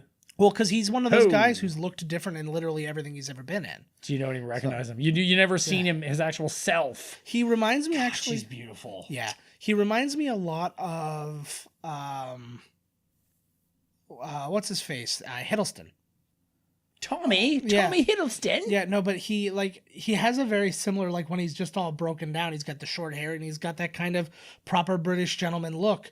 But like if you see him in Twilight Breaking Dawn Part 2, he's got long hair and a beard. You have talked about Twilight Breaking Dawn Part 2 a lot here. I've mentioned it twice because he was in it and I'm referring to him in it, so I think it perfectly works. Who is he in these? What did you say? Twilight, the vampire one? He's in the last movie. Fuck is he in that one? He's in the last movie. He's just another vampire. Oh. He's just like one of the other guys. Just another vampire. Well, the way they tell the story is basically the bad guy vampires are coming to kill the daughter because they think that they've turned a child vampire in the story. This is actually one of the cooler things they put in that movie. It tells the story of like when a vampire is like turned as a child, because they're basically, it's like a toddler. Like it's crazy, like tantrums and all that. But it's a vampire. But it's a vampire. So it actually showed like a village completely wiped out. It was on fire. Everybody was dead. And then there was just like a 3-year-old with like blood coming out of his mouth. Woo! And I was like, that was pretty badass, right? So the whole deal was like they're getting vampires together to tell them that that's not what happened. She actually gave birth to the baby, so it's different. Right. And B, if they don't go for it, they need people to fight with them. So that was like the whole thing with that, right? And this is the benefit. Neat. The benefit of working where I work is the idea that like I can watch these movies kind of guilt free because I'm being paid to like see what's going on. To watch movies like Roger Ebert. You got it. Well, not quite so much because I do have to like look at a million other things while I'm doing it, but it's like. It's still there. At the very least, it exists. And just because you're watching 500 TVs, you're still watching TV. Mm-hmm. You might not be. But I'm also watching all the way for through it. But, no, but I'm also watching for closed captioning, and I'm watching for graphics, and I'm watching for a billion other little errors and things like that. But yeah, these things will stick on while I'm doing that. So yeah, I get away. I see a lot of things. That's how I saw every episode of Gilmore Girls. Yeah, right. Whatever. More than once. I mean, you don't even have to lie all the time. No. Just admit you love Gilmore Girls. No, I got into it after like you're sitting there, you're watching it, and you see somebody else watching it, and you're like, "Well, what are you watching?" They're like, "Oh, Gilmore Girls." Like, is that any good? He's like, "Yeah, it passes the time," and you put it on, and you're like, "Yeah, it passes certainly the time." Does pass the time. And then you're there, and you're like, "I can't wait till the new season comes out. Then I can go watch it. I'll watch it while I'm at home." Yeah, well, that's like what me and Downton, man. I fucking hated Downton. By the 5th episode, I was like, "Oh fuck, bring it on, man." Yeah. It's like, bring it on. I'll never give it up. That was a good scene, actually. You know, she's got the same mohawk as Yondu. They go to the same mohawk, metal mohawk installer. Are you saying they fuck? Oh, probably. Oh, they're fucking. They rub mohawks. They call it rubbing momos. It's like their little baby talk, you know? It's like I get it's it. their moment. You know, you let them have it, man. Let them have it. Pew, pew, pew. This Pew pew pew pew pew. Well, it was funny because when we were in Spider-Man today, I was sitting with my son and he was getting chased by Spider-Man was getting chased and everybody's shooting like lasers at him. He's like, "Daddy, why are they chasing him with the pew pew guns?" Because He was amazing though. I don't know, well, he's just at that age now where like everything he says is super cute, right? And like we were playing Super Smash Brothers and the way you get a new challenger and that's how you unlock like the other characters and stuff. Right. And it says a new foe has appeared. He's like, "A foe! Daddy, I must fight the foe." But he was just all over the place, man. This is a low point for this new team. Yeah. I don't know what that was. Because it's like everything in here is like liquids and like pieces of what was inside the Celestial. So I don't know if it's like a drain hole, goop yeah. or if it's just some piss. It's like yeah, that's what I was thinking. It's like an outdoor latrine for some alien. Oh, It actually heals humans, though. this is sad. Is it? Yeah. It's hilarious. See here now. In a second, this is where look at that butt shot. Oh yeah, she's still warm. Cool. They were on it for a long time. The she got a little boobie opening there. This is questions asked here. Yeah. How this human can jump out of his space mobile Yeah. and save this poor young green woman. Well, simple answer. We learn about it in the next movie. We certainly do. And that was, and they. And lots of questions when we watch that second one. Let me tell you. Oh yeah. Well, How many after this one is that one? I don't know, like 10. Holy If you fuck. were to watch what number are we on? No, I don't know how many it is. Oh We're on. my This God. is the 9th movie. So we're almost halfway. This is about this is our halfway point. You said there's like 20 or 1 or something. It's well in total 18 or some It- shit. in total it'll be like 21 or something like Woo! that. But it's like 18 movies for us here Better hold that because we breath, didn't baby. do. That's the moment they needed. To like, look at what he did for this Yeah. woman he barely knows just because she has a sweet ass. They should just keep Green switching off. tits. But they make it look so gross too. Like you get the hemorrhaging in the eyes and the. You're not dead yet, though. No, it's gross. Hold that though. breath. It makes me wonder though, realistic, because I remember like they tried to like science their way out of it in Event Horizon when like the lock was gonna go and they're like Right. blow all the air out of your lungs, and then he ends up surviving with the door open for a while. It's like, but he's bleeding and he's got all kinds of crazy things going for him. Going for him. No, it like I like that. Yeah. That's the thing's going for Yeah, him. but it's just like these crazy things that it almost makes you wonder. Like it almost makes you want to get somebody who's like on death row, and that be their punishment. You like you put them out the airlock for like 10 seconds and see how it goes. I And told then, you like, to for spit all 30 the air out of your seconds. lungs. Okay, next. Then forget 'em. Oh my god. I'm curious because there has to be an amount of time you can survive in the vacuum of space. Probably. As long as it's probably like drowning. Yeah, but I don't know because then at the same time I'm It's like, well, probably pulling the air out of your lungs, and there's got to be a break because you can hold your breath. yeah. But then it makes me wonder if it's pulling the air out of you in a vacuum style. Is it just pulling it out through you, and then does that mean your lungs explode? That's a And good then question, you die Joe. like instantly. I'm just We should send this to Elon Musk. He's into this crazy shit. You Let's- can send us up there. let's double the amount of people that they're sending to Mars, and you can do those tests along the way. And then when they get to Mars, whoever's alive can report.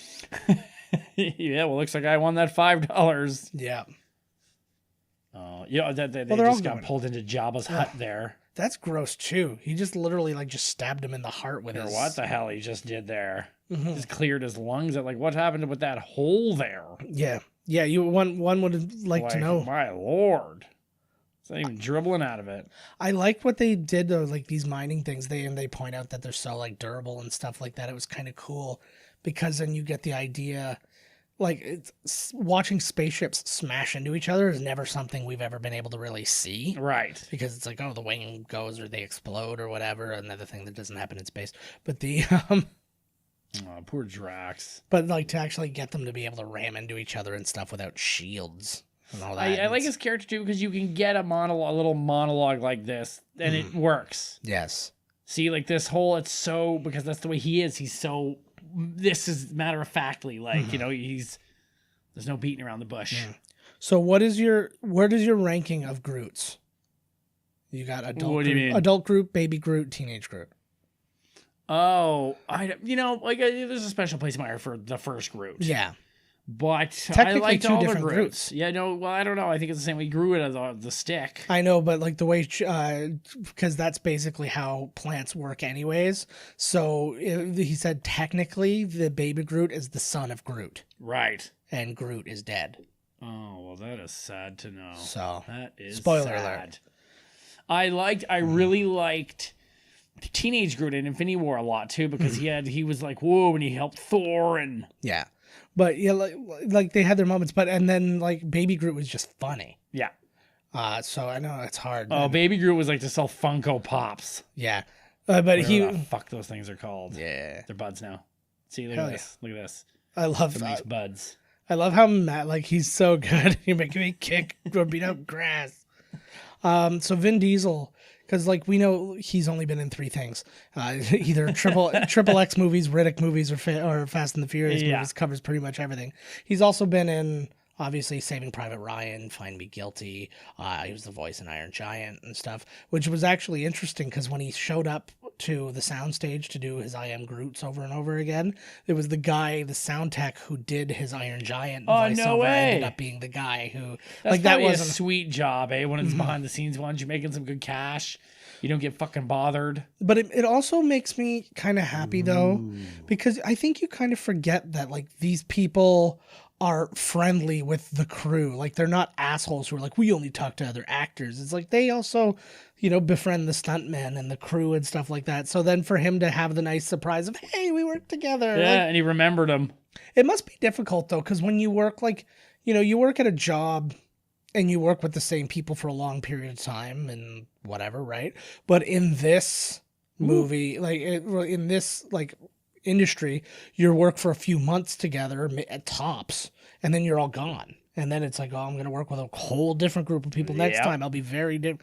Like sometimes crews get picked up together, or the same crew gets hired by the same director if it can all line up.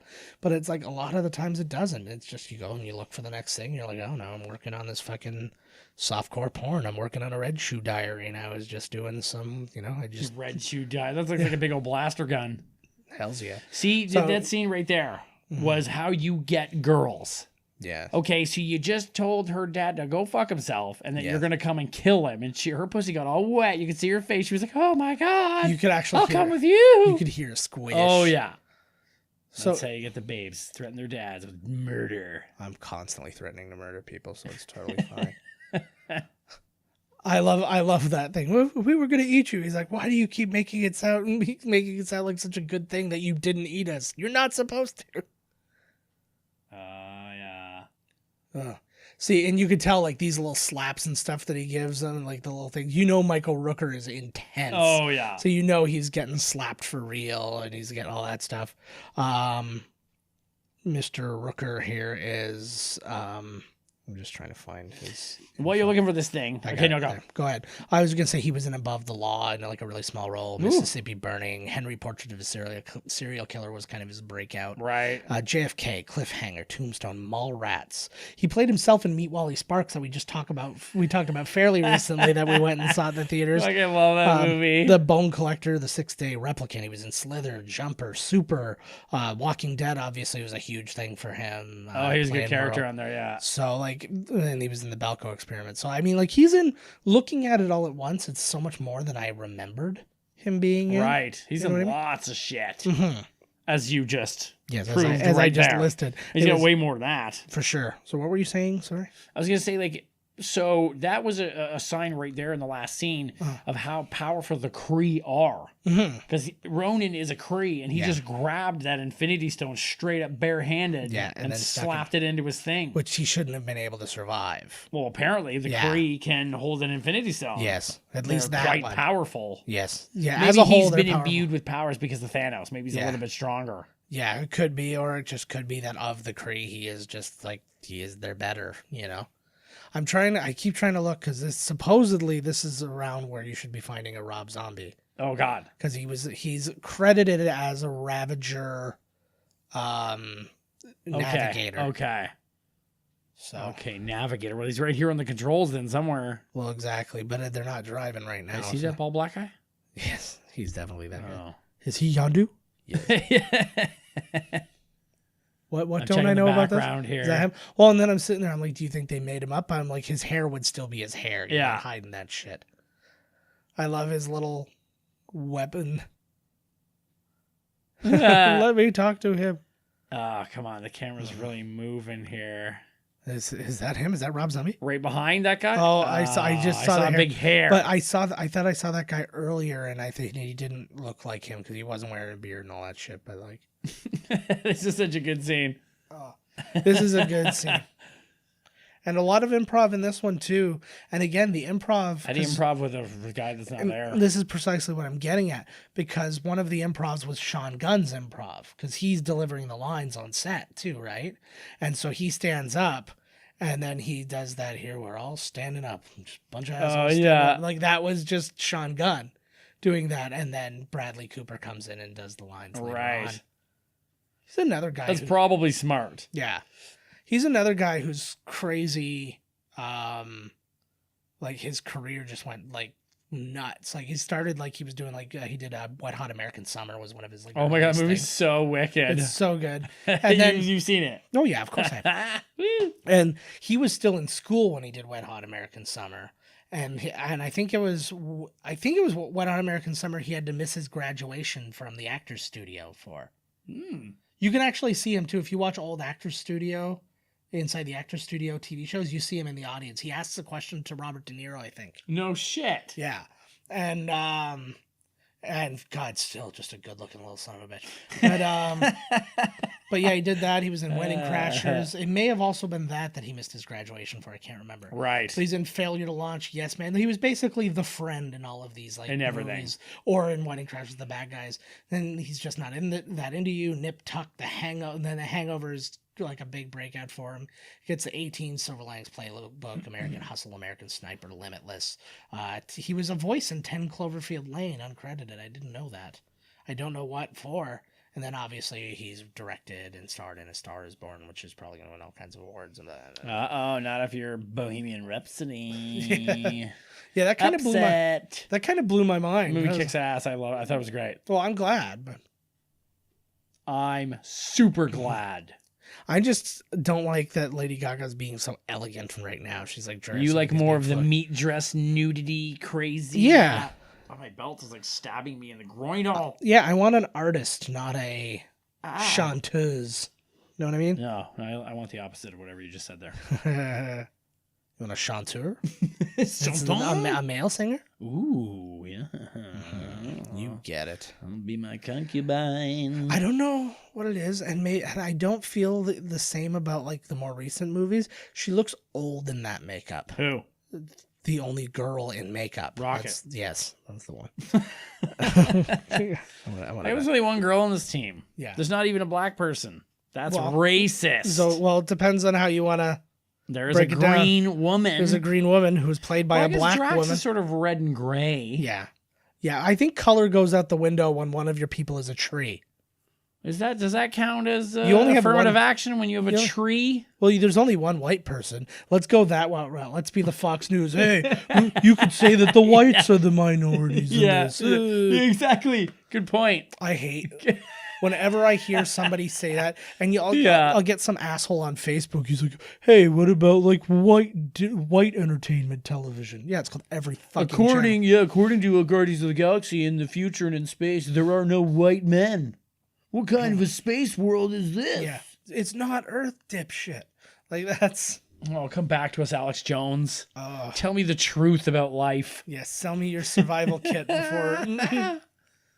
Fuck, man, I would love to meet Groot in real life. He's so cool. I think right now they've got, like at Disneyland and that, now that they've got the Guardians of the Galaxy ride, there's a Groot that's walking around like a proper Oh my Groot. god. Wait, do you have to go and stand in fucking line? And go meet him? Probably. Or is he walking around? They're definitely never walking around. Fucking line pieces of shit. I just saw some brand new tear-jerking commercial where this duck. Yeah. There's like a little baby CG duck, and he loves this old Donald Duck. Yeah. Is it Donald Duck? Well, there is Donald Duck. No, but is he the Disney one? Yes.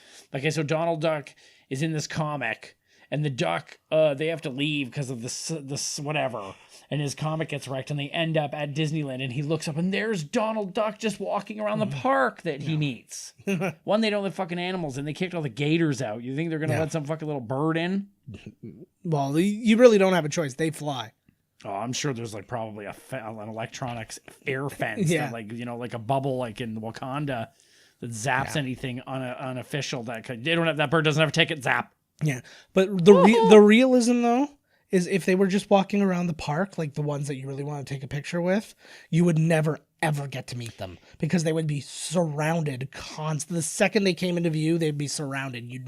It would be like a free for all trying to get up to them. It would not be worth your while. A line. You know, they have a laser turret gun, man. Come on. Well, it's just totally, like, it would be completely impossible. It would just be, hey, take my picture. And there's people coming from all sides. Like, I was here first. It would be bedlam. And it is the States, so people would be like fist fighting and killing over, like, I promised my daughter she could read. No, but it would be beyond just that because it would be literally every single person because we've all spent thousands of dollars to go there. And I'm not going to wait That's insanity. I'm not going to wait for. What did you say it was again? What's that? What did you pay? I don't know. I paid like $3,000. That was And how long did you get? a week. And you stayed at the hotel. And we stayed at the hotels. Worth every penny. Oh, absolutely. Dude, And you got to remember, to over a third of that was the flight. Oh, okay. Well, that's not a bad way to put it then, right? Yeah. If it's the plane. I need you to come over and give a presentation to my old lady. Yeah. Because like I told you, that's where I want to go. Oh, here it is. Here's we get an miscast commentary, the fucking movie. Yeah. We need one of these. So this was one of those scenarios where they actually played the song on set. So they like had something to, I know. I like that because it's like, it just makes them not heroic. I like that he has all those little knickknacks on his thing. I currently have a stormtrooper on mine. I'll take a picture of that and we'll post that for the, he reminds me of, I don't know if you've seen Stardust. No. Robert De Niro plays this space pirate who everyone fears. Oh yes, and I know what it is. I've not seen it, but I know. But Yondu reminds me of that character. Yeah, where it's all like an act. Like he is a badass, but he's got a heart. He's not a fucking. Look at all the eye makeup on her left. Well, is that her right or is that no? I don't know. And we've got Glenn Close in this one. Yeah, we didn't get to talk. She just won a Golden Globe for Best Actress. In what? The Wife. It's her. There's like so much shit out there now, man. I don't even fucking know what the shit is. Oh, I know. Well, I was seeing that and I was like The Favorite and all these different. I'm like, what the fuck are these things? The hell is this shit? Who has time for this? Not me. Well, the problem is a lot of them haven't even come out yet. Like they've been released into the released into the wild. No, into like the what's it called? The festivals and stuff. So it's like if you weren't at the festivals, you haven't seen any of these movies because they're not even going to be released until after the Oscars. Yeah, that's what's weird. How can they be up for an Oscar? Some of them don't. Well, because they got released. It's like they have to play in theaters for so long. But if they're playing at festivals, that counts. Right. Because it's playing in theaters. And that's like Netflix. If the Netflix movie plays on the theater for 7 days or something, it can be then up for... I think it's like got to be 7 showings. Like it doesn't even have to be... Oh, okay. I just remember hearing 7... Yeah. Because I know some people have been in for a weekend just so they could cover all the showings. That's I really like the design of that ship that they did, like the Ronin's ship. It's got such a cool... Are we at the last fight thing? Yeah, we're getting... Holy shit! Yeah, this one's gone really fast. What the fuck? I'm still not even through all my fucking cast. Well, give her. Come on, give her. No, I can't just spit it. Like, it's so out of context. Go Micro Machines. Did you get all those facts, people? They were riveting. They were so good. Come on, Rocket. Oh, I like this fight scene. They're all split up. Yeah. Yeah, well, everybody's... Different parts of the but, like, look here. at the way the ship is, like, rotating and doing all these different things. It's so cool. Like, you see, like, They've been really good with their ships, actually. The ones they do in Infinity War, like, they're very original designs. And, like, the way they're flying it, too, is, like, that's so cool. I like... It's got orb-based propulsion system. I like that. I learned the orb there at my flight school. Nice. They were like joystick orb, your mind or your genitals. And I was like, ooh, you decide, honey. Yeah, exactly. Woo! Yeah. Well, I knew if it was going to be my genitals, it would basically go forward really fast for a couple seconds, then stop. So it stopped and then stop shot all for its a fuel week. out of the front. Yeah, exactly. Uh, I hope they're gonna have something like this. I would love, there's too many people though. I would love I'm flying in a space battle. Like at the new, I don't know, there's a Millennium Falcon ride. Maybe you're driving that fucker. You are. It's the ride is the way it looks like you feel like you're getting into the cockpit, but there's like 6 cockpits. Yeah, it's like, what's it called? Which I ruined it. Which Back to the Future. Yeah. I just leaned forward and I was like, I can see everybody. Wrecks everything the second you do that. But I like this too. Like the design ideas for these things are all really cool. But we had the same, I had the exact same thing, but it looks like it's going to be 6 people in one pod. So it's like you've got the 2 people who are sitting up front, and then you've got you're sitting behind, kind of dealing with whatever. And then you're flying around and doing whatever. There's also another I don't know if it's more ride or attraction or whatever, but there's one where you're on a one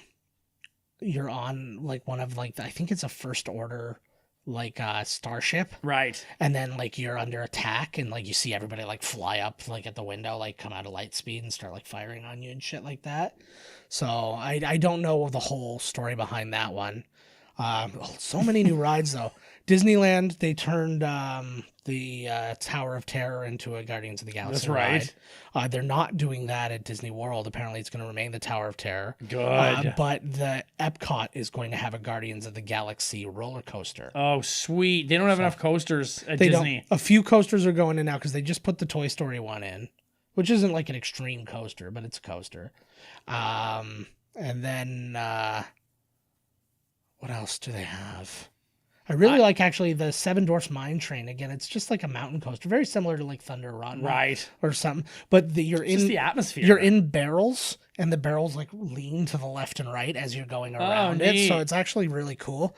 What else? I'm interested to see that hotel thing. Yeah, where your Still whole not a trip is the hotel. Mm-hmm. I did read it's going to be hidden from, you will not be able to see it from anywhere in the parks. What? It's underground. It's not underground, but it's actually going to be hidden in the tree lines. The whole hotel is only 2 stories tall, and then everything literally there's no windows or anything. Yeah, everything's right? You don't even park near the hotel. You park somewhere. You park way far away, and then you take a shuttle in, and then when you go in, it's blindfold you. Yeah, pretty much. No, you go in, and it's essentially a it's you're in a spaceport. So it's you're beginning your trip to space at the ground floor, and then you go through a thing, and then it's you're in a shuttle that takes you up to space. That's to crazy the hotel. as fuck. So it's literally the whole thing, and at that point you get your own costumes, you get everything. That's you wake up and your wife's oh, let's go do. You're lady, I run a starship. Yeah. The fuck, who's got time for breakfast? Could you imagine if they separated you like that though? Yeah. It's okay, kids, you guys have to go. And you're going to Jedi training, you're doing this. Scientology. I'm a bounty hunter, and then you have to, and then you work at the cantina. So and then you find out that your wife was that lady that dances naked at the cantina. Oh, she's and is running tricks at the back for some tentacle monsters. Nice. Oh god. I feel like somebody from the South comes in and is you're going to be a Rancor. We don't have anything that's going to fit you. You're Jabba the Hutt. Congratulations. But how? I wonder about how. So nobody saw me jam my tongue out, but it was fine. I wonder, is there going to be problems in the beginning? Are you going to be in lightsaber battles and stuff? Or shootouts? Or what the hell? I think moreover, you'll experience those things, and there's probably ways in which to interact, but there'd probably be people getting in some gunfights of some sort. I'm sure that what would be cool... What would be cool is if your wife, if you come with your lady... Yeah. Then your lady would be the opposite spy that you fall in love with, So when you go home at night, it's forbidden. So, ooh, you're with this is not cool. You shouldn't be banging her. That basically sells it as what they wanted Recall to be in Total Recall. Yes. You create a memory for yourself of something that's not really you. This scene is badass. Yes. Well, let's talk about this movie for a minute. They still love it. We're selling Disney. I know. They would appreciate it. What if he can't whistle? Is there any other way to run this fucking thing? I don't know. I'm not a good whistler. I actually whistle. I'm a fucking man. I whistle better sucking in than blowing out. I know. That's true. You used to always do that before, and it was fucking weird. That is fucking weird. You're essentially doing the same thing. I know. Only it's harder what you're doing. I know. It's just there's sometimes, I don't know, your brain works wrong sometimes, and that's what's happening to me. You're like the dyslexic whistler. You're right. You're right. But Joe, the dyslexic whisperer. I know. Whisperer. Whatever, close enough. I like that they changed him from being an archer to a... Oh. That's so gross. Well, because they already have an archer. Yeah. Oh, so that's not... Because, like, he doesn't have a sentient arrow in the comics. He just has a bow. Ooh. Oh, it's so good. Now that's a woman that can take a punch. Exactly. Now that right there. Yeah. You're what we were looking for in the 70s, lady. My Lord. Oh. See, and you learn so much about these two have such an arc over the course of their movies. I want to punch Nebula while we make love. Hashtag me too. Hashtag me also. Yes. But, who doesn't? Yes, also, I would like that. Oh, these poor suckers. Bautista. Well, James Gunn gave Bautista.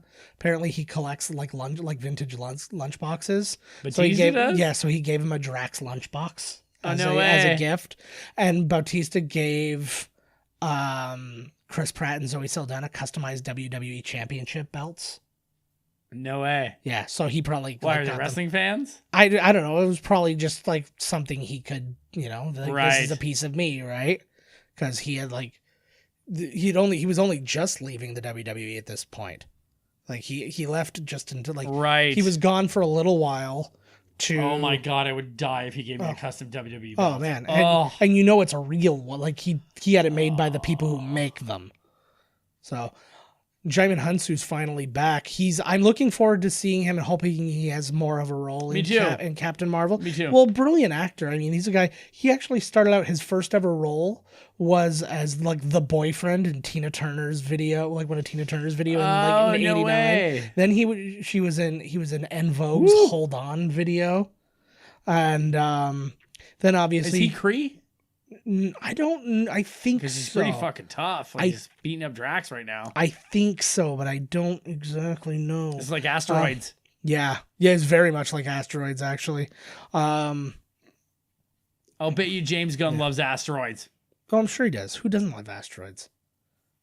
Yeah, my dad's got asteroids. Sometimes they're so bad he can't even sit down. I get it.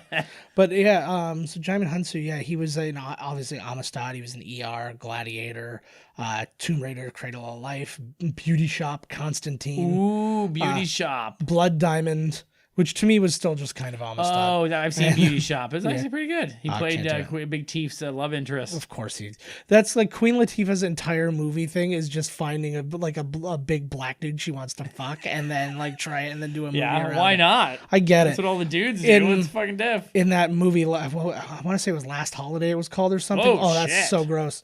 I think it was Last Holiday where she thinks she's dying. Her big black dude in that one was Gerard Depardieu. Gerard Depardieu. I don't know why they got him in that. But then Why didn't they? But interesting enough, though, Jaimin Hunsu, he's the voice of Black Panther in the animated series. Oh. And then He's getting work then. Mhm. And he's playing Shazam. Or no, he's not playing Shazam. He's in Shazam, so he's on the DC side now. This man's getting work. And he's playing Bosley in the upcoming Charlie's Angels remake that they're doing. Oh, that's right. With Kristen Stewart and two other people whose names escape me. Kristen Stewart. She's playing. Don't ask me why. What the fuck? Like, Yeah, I don't who have. the hell were the other two? I don't know. They're both people though. They were people And I who was recognized. Bosley? Bosley, What was Bill Murray? Bill Murray was Bosley in Charlie's Angels. I read the whole cast. I can't remember now. Yeah, I do remember Yeah, Kristen it Stewart. was a I'm like, while oh my God, ago. that woman still has a career. Boom. Well, they're all dead. Yeah. Put your life on the line for the Guardians, and they killed you. There you go. Actually, I appreciated Kristen Stewart more once she hosted Saturday Night Live because she swore she was swearing at she swore during like the monologue. She's like, I'm so fucking excited, and then everybody was like, oh, and she's like, well, I'm never coming back here. But they were pretty appreciative. Like she, Hey man, it was an honest moment. Well, yeah, it's like these things do happen. It's the people who are shitty about it after the fact, right? Like she was apologetic before she had to be.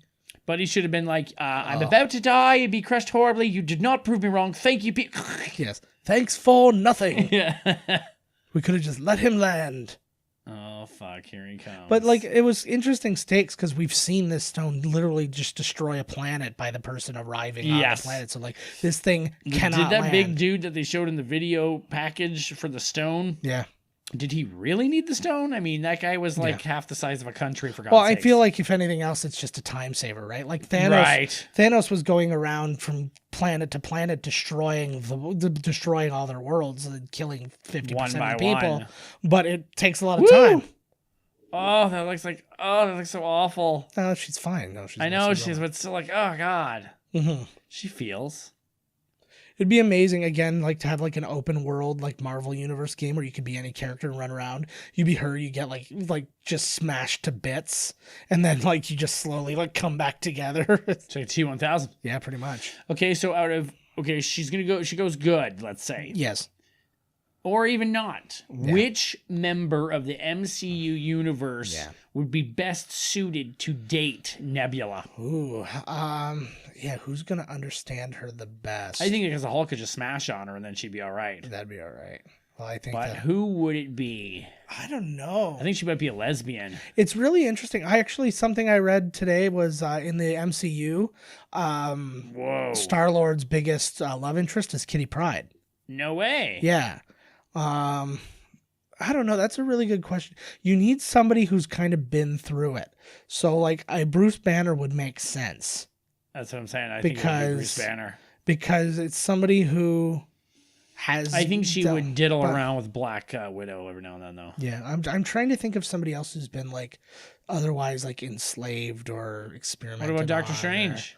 Not so much. I think she's too intellectual for her, I think. I'm just thinking I don't mean just because she's a woman. I'm just saying he's too intellectual. It would be like, ugh, it's this guy. I know. My thoughts though is like you need the two people to truly understand the other person's side. Like they both have to have that kind of vulnerability that I don't think that he has. You just killed your own team there, bud. Well, you gotta do what you gotta do. It's you're at the point where literally if this thing lands on the ground, the whole world could be dead. Yeah, destroyed. I'm gonna trade some lives if you're asking. Sometimes you gotta break a couple of eggs if you want to make a big fucking omelet. It's such a cool ship. I think that's one of my favorite ships.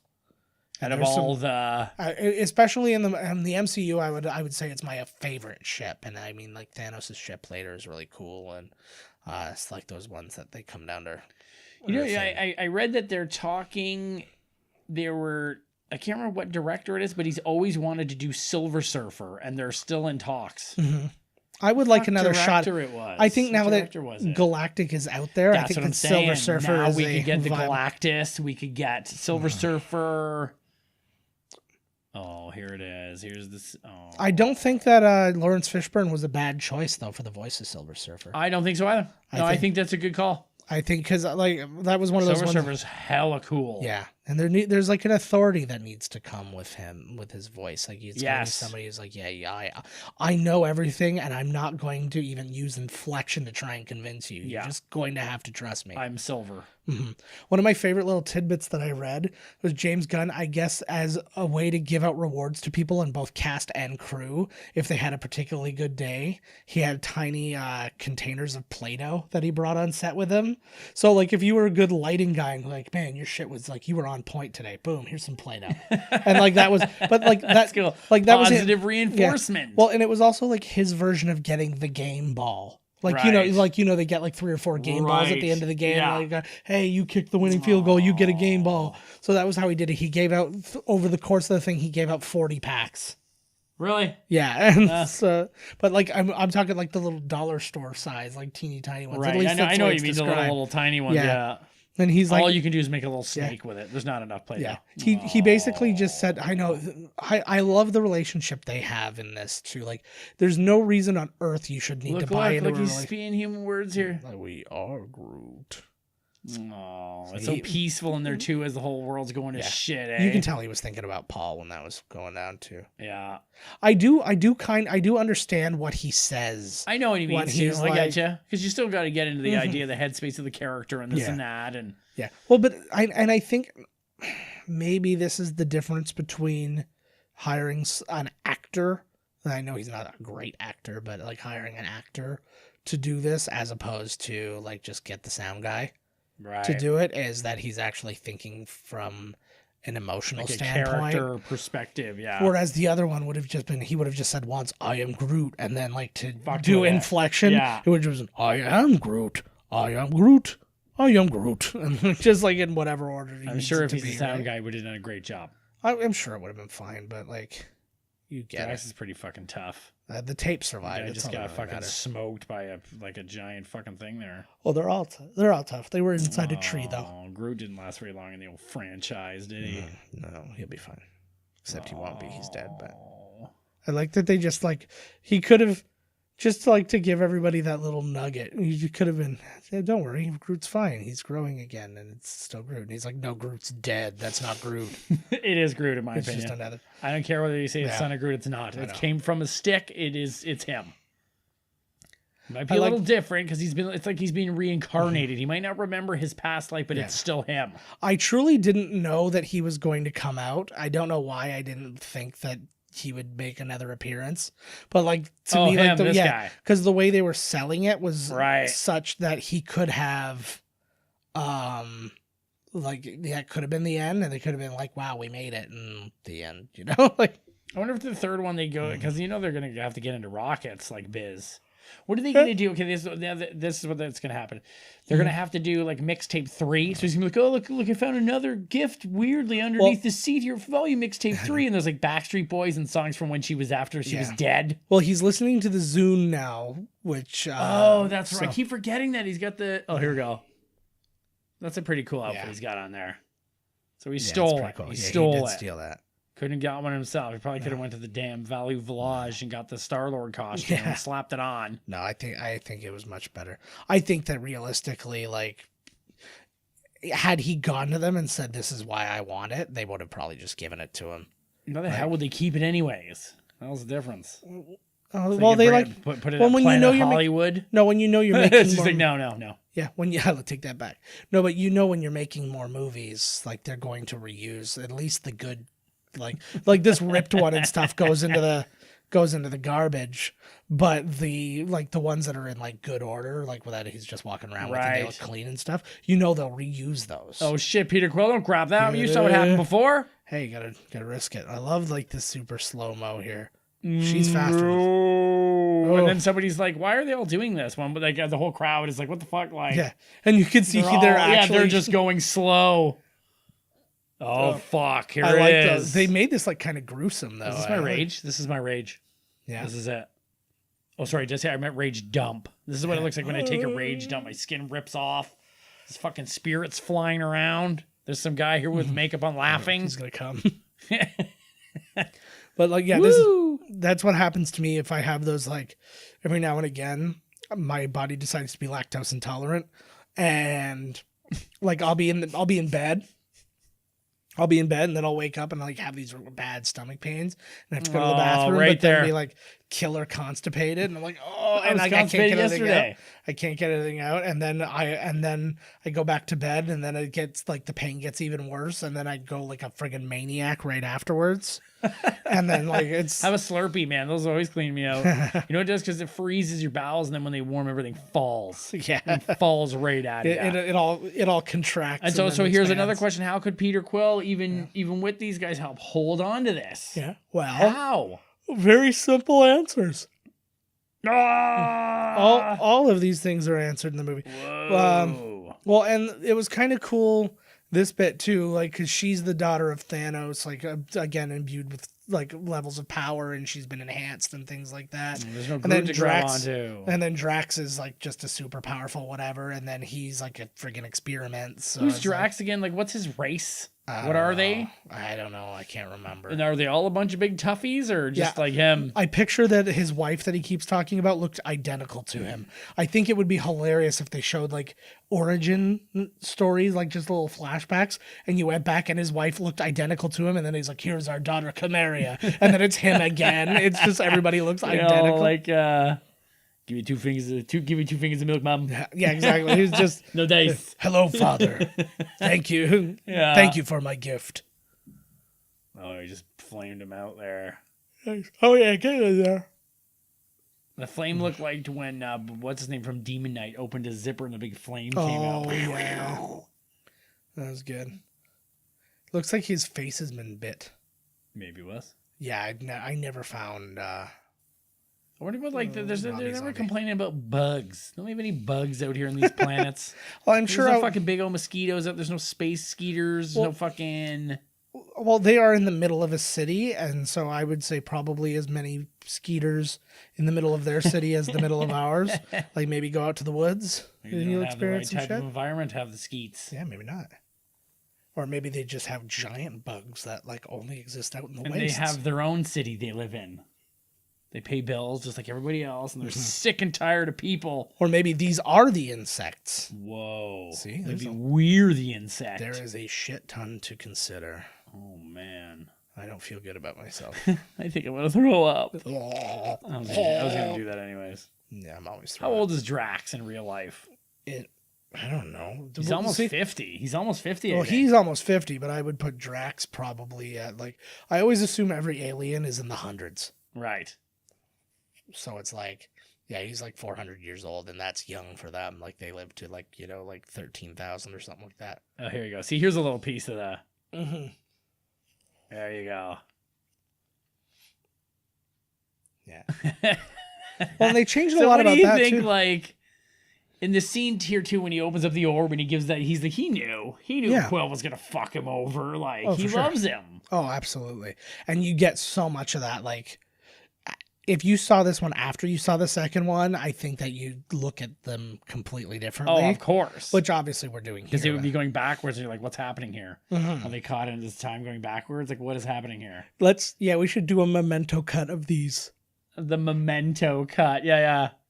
Like, have a Mentos. We should do the Mentos, Mentos cut. cut.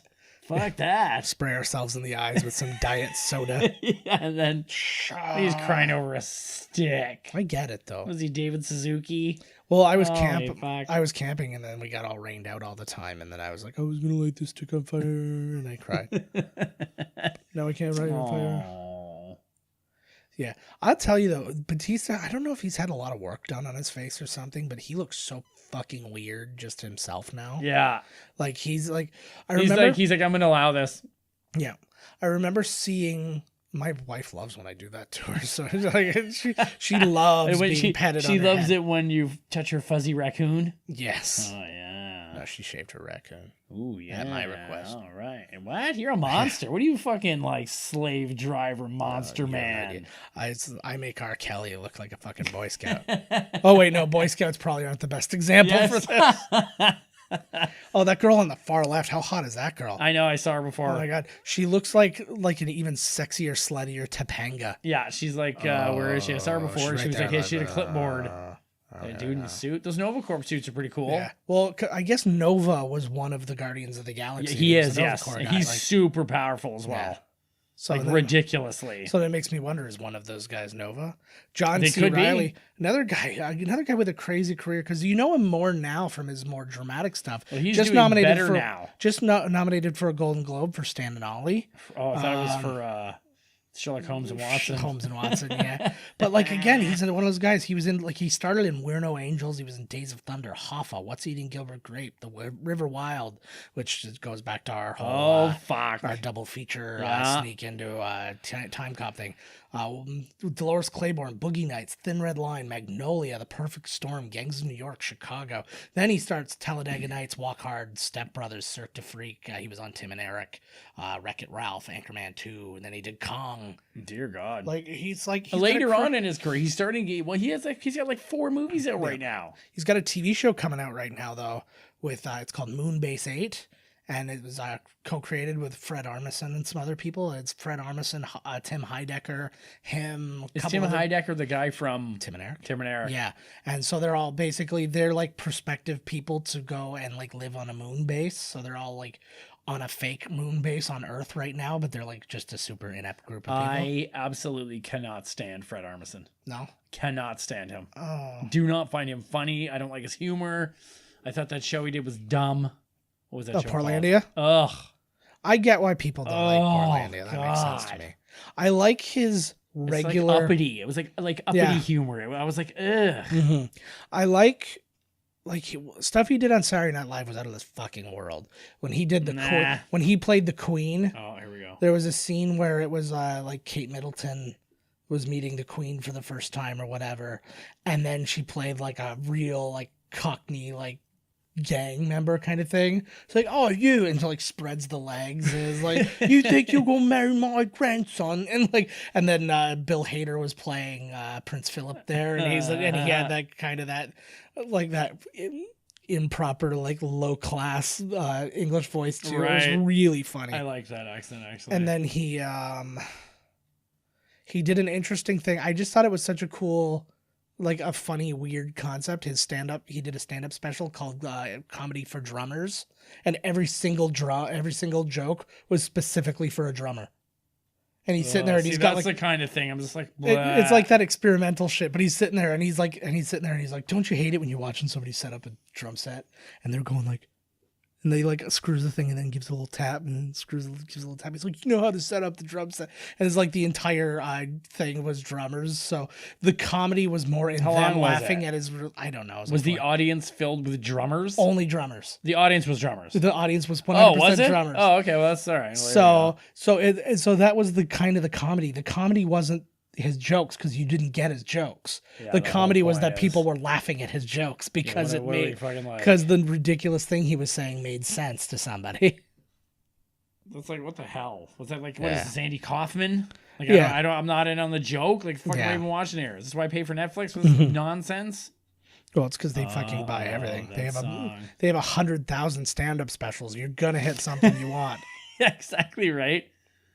Oh, Don't know. oh, the Ravagers are having a party. Like, why would you think, Peter Quill, they're gonna eat you when there's all these humans in there? I know, right? Humans aren't gonna eat you for fuck's sakes. I know. Like, Well, it's just they wanted to keep him in line. woo. I feel like he's even happier. I know about he that. is. He's like, fuck troll doll. Oh, wouldn't it be even better? Because you know how the troll dolls used to have little gems in their belly buttons? Yes. Imagine the Infinity Stone was in their belly button. That would be amazing. This was a nice little moment too, because you fuck. see that Rocket saves these two. And he's into interspecies well, loving. Again, see, this is another thing I don't get yeah. because like everybody's like, this is my native Xandar, but nobody's like the same species. But I guess it's that's like true. though. Canada. But I guess it's true. It's just true of whatever, though. Even if you just counted all different like animal species and stuff like that, and you're like, oh, they're all different species. This just has a bunch of different sentient species, but like humanoid style. So I guess that makes sense. Look, Aw. he's alive. When I saw that, literally the first thing I thought is, oh, they're gonna make one of those fucking like the old dancing flowers. Yeah, And yeah. I was like, I'm surprised I didn't see them. Oh, I saw them all over. Oh, the place. were they? They're Oh, yeah. everywhere. They are everywhere. Oh my god, that's the gift that keeps on giving. Let me fucking tell ya. Yeah. Is this the first song off of mixtape 2? I don't know, to be honest. I don't remember. That was the first soundtrack, though. The mixtape 1 was the first soundtrack to be #1 on the Billboard charts without having an original song on it. Sweet. So I don't know what that means to you, but it means something to me. Oh, I like their. They have good. The credits haven't started, so Yeah. this is not an after credits scene. No. This is a stinger, I think. Oh yeah. Is it a That stinger? Sting? You got that from Yeah. Frodo? Yeah. Frodo Baggins? Don't stand so close to me. I wonder at what point in his lifespan can he get out of the pot? Like As when soon as can those, he? It looks like he was that big in part 2 running around. yeah. Well, he gets wider in that one, so I think that like he takes on the nutrients, and then he probably develops legs, and then he can probably just pull his legs out and start walking around. At which point he's still very Right. fragile at this point because he's so small you could just break him in half. But so Yeah, he had to just get keep some growing. meat. He had to get These some meat. fuckers are unstoppable. That was like the opening to the second one is hilarious to me. Yes. Just him just walking, Yeah. running around, being like a little, like there's that one bit where he just waves at Gamora while she's fighting and she goes, hi. Like, and I was, and I just, as a parent, I feel that way sometimes. I'm like in the middle of doing laundry and then Yeah. something else happens. Like, oh, the dog shit over here and I'm cleaning that up. I'm trying to fold laundry and then Reese comes in and he's like, hi, daddy. Yeah, hi. What? What? And you can't even be mad, right? It was like, oh, I can't even be mad. Daddy doesn't drink, so you need to be really fucking patient with me right now. Like when he's like, I am Groot. And they're like, whoa, Oh, I love language, that. bud. Like, Well, and just the Little twist punk of ass. just the twist of Thor speaking Groot. I Groot wanted was to elected. talk about that the whole time, Oh, but yeah. I thought, but you already Sorry. you said it. Sorry. You said it. Oh, we'll never I love talk that about scene. it. He was like, yeah, we took Groot in university or whatever, like in his Oh. Asgard or wherever. Rob Zombie was a voice, he wasn't a physical presence. He said, yeah, Yeah, exactly. yeah. He said it 1,000 times in a microphone just so they could get it right. How did Star-Lord survive living in space and holding that Infinity Stone? He's more human than human, more human than... Oh. And you can swear that they just took it right off the CD, but no, he said that in the studio. I did it live, like fucking Les Mis. Or that the boss video where he's walking around streets of Philadelphia. Oh, He's like God. singing it live, which was like a big deal. Like, It oh was wow, a fucking Yeah. nonsense nightmare. So it's like, unless you're from New Jersey, nobody gave a shit. yo Jersey, yo, It must shout be out to hard. Jersey. Because most places don't, or most people don't have that really specific hometown hero like that, like at that level. And they have two. They go between, like, it's Bon Jovi and the Boss, whoever's in town at the time.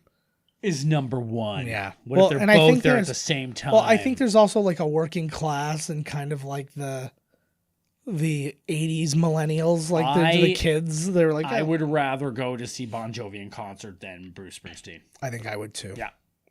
Because You're gonna there get are, laid. You're gonna get ripped apart. there are, at yeah, a that's Bon one Jovi thing. concert. Yeah, They will eat you alive. you're gonna get a drunk fat chick on your Oh dome. yeah. But I remember when they were playing in Toronto, I took the train to work, and it was swimming with drunk 40-year-old chicks Yep. wearing nothing but leather, singing Bon Jovi songs, playing it. I'm like, why would you?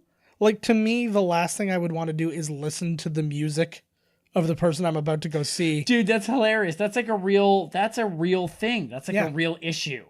Because I think this, I go to lots of concerts and I always think the same thing. I was like, I don't want to listen. I don't want to listen to them before we go. Yeah. But some people are like, yeah, let's rock it all day. We'll listen to the songs. And then I'm like, no, you're gonna overdo it. Yeah, the last thing you're gonna hear, they're gonna play this song. You're like, great, I just fucking heard this. It was the last song I heard before I walked in this building. Thanks. I remember going to work at this call center and this dude was there and I see him around town. He's like really not looking good. Oh, Makes weird paintings and stuff. Anyways, okay. but he said to me the one day, he's like, what are you listening to? And I was like, Radiohead. And he's like, you're wearing a Radiohead shirt. He's like, you can't listen to the band and wear the t-shirt at the same time. He's like, it's too much. Do you think that's too much? No, I don't think so either. First off, if it only would have been too much, if he would have been able to tell that you were listening to Right.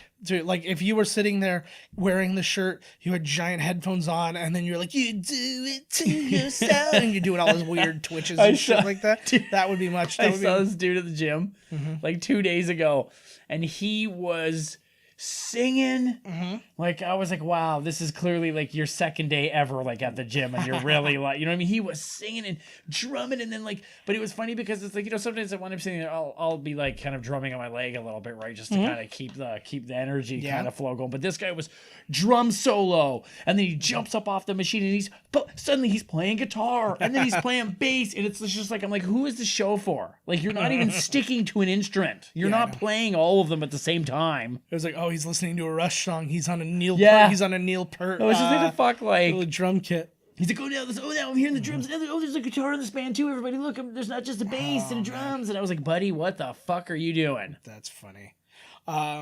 So to see where this lines up with the rest of the movies, this was the number 3 highest grossing of the domestic movies at $333.2 million it made. So under Iron Man 3's 409, but over Iron Man 1's 318. For worldwide, it was also number 3. It made $773.3 million. Woo! So under Iron Man 3's 1.2 billion, but over Thor 2's 644 million. So Shane Black has $1 billion movie. Yeah. Wow. Well, I'm sure Kiss Kiss Bang Bang made at least that one. Yeah. And then it's actually tied amongst the ones we've watched so far as the number one IMDb rating at 8.1, along with Avengers. The first one. Yes. Oh, we're coming up to it. Yeah, we're coming up to The it. scene. Yeah, this one I don't think... I can't even remember what this is here. I remember, but the Raccoon reference provided by Oreo and Friends. The fuck? What did somebody like stick an Oreo on the end of a stick and go, "This is the raccoon"? Yeah, maybe instead of the tennis ball, they used Oreos. Maybe. Because then after the scene, you could eat the thing. Maybe that's how the only way you could get Bautista to like pay attention. He was like, "Arr." Oreo. Oh. Here we go. Oh, yes. See, again, I just picture somebody again who's supposed to be so, I don't know, powerful, but like just like so worldly, so whatever. He's just like fucking, so I'm having a pina colada. I get it. Just out of nowhere. And voiced by Seth Green. Howard the Duck. Yeah. Do you think they're going somewhere with him? I don't know. Well, again, he's listed as a member of Guardians of the Galaxy. Right, because he was at some point, yeah. That blows my mind. Well, they're just like all of them. There's just every now and whenever, they need a guy. Does it not hurt your heart to know that the first Marvel movie was Howard the Duck? George Lucas? No. What hurts my heart is all those cheeseburgers and fries I continuously eat. Same. It's wings for me mostly. But I could go for some wings. My cheese wings that I'm eating. I've been on like the diet. I'm dying. Oh, I'm like, it's not worth it. It's keto. You can eat all the wings you want. Just can't have them I know. breaded. No, exactly. Go to town, baby. Fucking right. So keto-ish. I'm not gonna go all the way. I don't do diets. There you go. Fucking bullshit. a little interesting thing with James Gunn. I guess he made some comments back in the day about this isn't the rape thing, but he much worse. Yeah, no, but he had made comments about like George Lucas going back and re-editing his movies for the re-releases and stuff like that. And then one of the first things he said after he made this and it was like out there, he's like, I totally get it now. He's like, I so want to go back and change some scenes. Right. And I would get that because if you're a perfectionist, nothing is ever good enough. Like Kubrick. But like, and I think that was a big thing for George Lucas. And yeah, I mean, we can all agree he should have left well enough alone. Yep. But especially like some things were improved upon and fine. Some things were completely unnecessary. I think that it had to do. I think it had more to do with money. Yeah, I don't think it had anything to do with I need to change this because you don't need to come up with fucking Star Wars again with one extra scene. Like, fuck, come on. No, but it wasn't even like one extra scene sometimes. He's just sitting there. He's like, like looking at the world and he's like, this is so barren. He's like, this is like the city center. There should be some life, but like we didn't do it. And then so we didn't do it. So he's like, it's like we couldn't afford it, or we couldn't get people whatever. to this. Yeah. And he's like, so I'll just add a little something. But then it's like, oh, okay, well, what's too much? And then sometimes he went too far, and then like that extra fucking scene in Return of the Jedi with the singing scene. Like that's nonsense. Oh, that was awesome. That's nonsense. But adding like when they're checking the desert for the droids and they add a couple more like stormtroopers on dewbacks, that's fine to me. Yeah. And I was like, okay, that's more because instead of like the 3 guys you had originally when you've told them like spare no manpower and stuff. Oh, they didn't. Like That's all they had. Yeah, we only had the Death And Star. they're not even 3 supposed to be guys. on. This is their day off. Yeah, exactly. So they're not really doing that good of a job. They're making sick Yeah, OT, but fuck they're not this. interested. Yeah. All right, Fuck guys. it. So That was a good one. that was a good one. Yeah. And we leave it there and we head towards Avengers Age of Ultron next week. Sweet. So I'm hang with very us. interested to watch it to see I if know. my opinion has changed. I know. Or at the very least, like I find that my opinion on a lot of the movies doesn't change so much as its context helps me appreciate it more. Right. And like you said, once you've seen, you go back, you see things you missed. You're like, oh, that's kind of Yeah. neat, or that's. Or just understanding you're like the rest of the movies don't exist without this movie if Right. you really think about it. Right. So it's like, yeah, while I can appreciate that this was not as well made a movie as the other ones, I do appreciate its place in the Right. MCU. Which is why like it's like, yeah, I would rewatch it again because it gives you And we're it going gives you- to. exactly. So, join us. Just try and appreciate film. Remember that like, this is not the end of the world. We're just watching some shit and having Just some watching fun. some films, some flisms. So please join us next week as we're going to hit you with Avengers Age of Ultron. As always, follow us on the social media, or the social me, as nobody calls it. They do now. Yeah, at Miscast Fucking Podcast. right. I'm at Dude, remember JK that. Remember that you just said that. I've heard people this could say be a thing. I've heard some people say social me you before. I just don't. fucking stole it from I just somebody. don't. I just don't think that it's like. I think everybody who's ever used it like it was going to be a thing, but it never became a thing. That sounds like you're asking, like, social me then, bro. Social me. You gotta like, social me talk shit about me online. Social me, bro. Why don't you fucking just go home and social me like you always do, you fucking asshole? You just try and social me, bro. You can't even do it. I'm unsociable.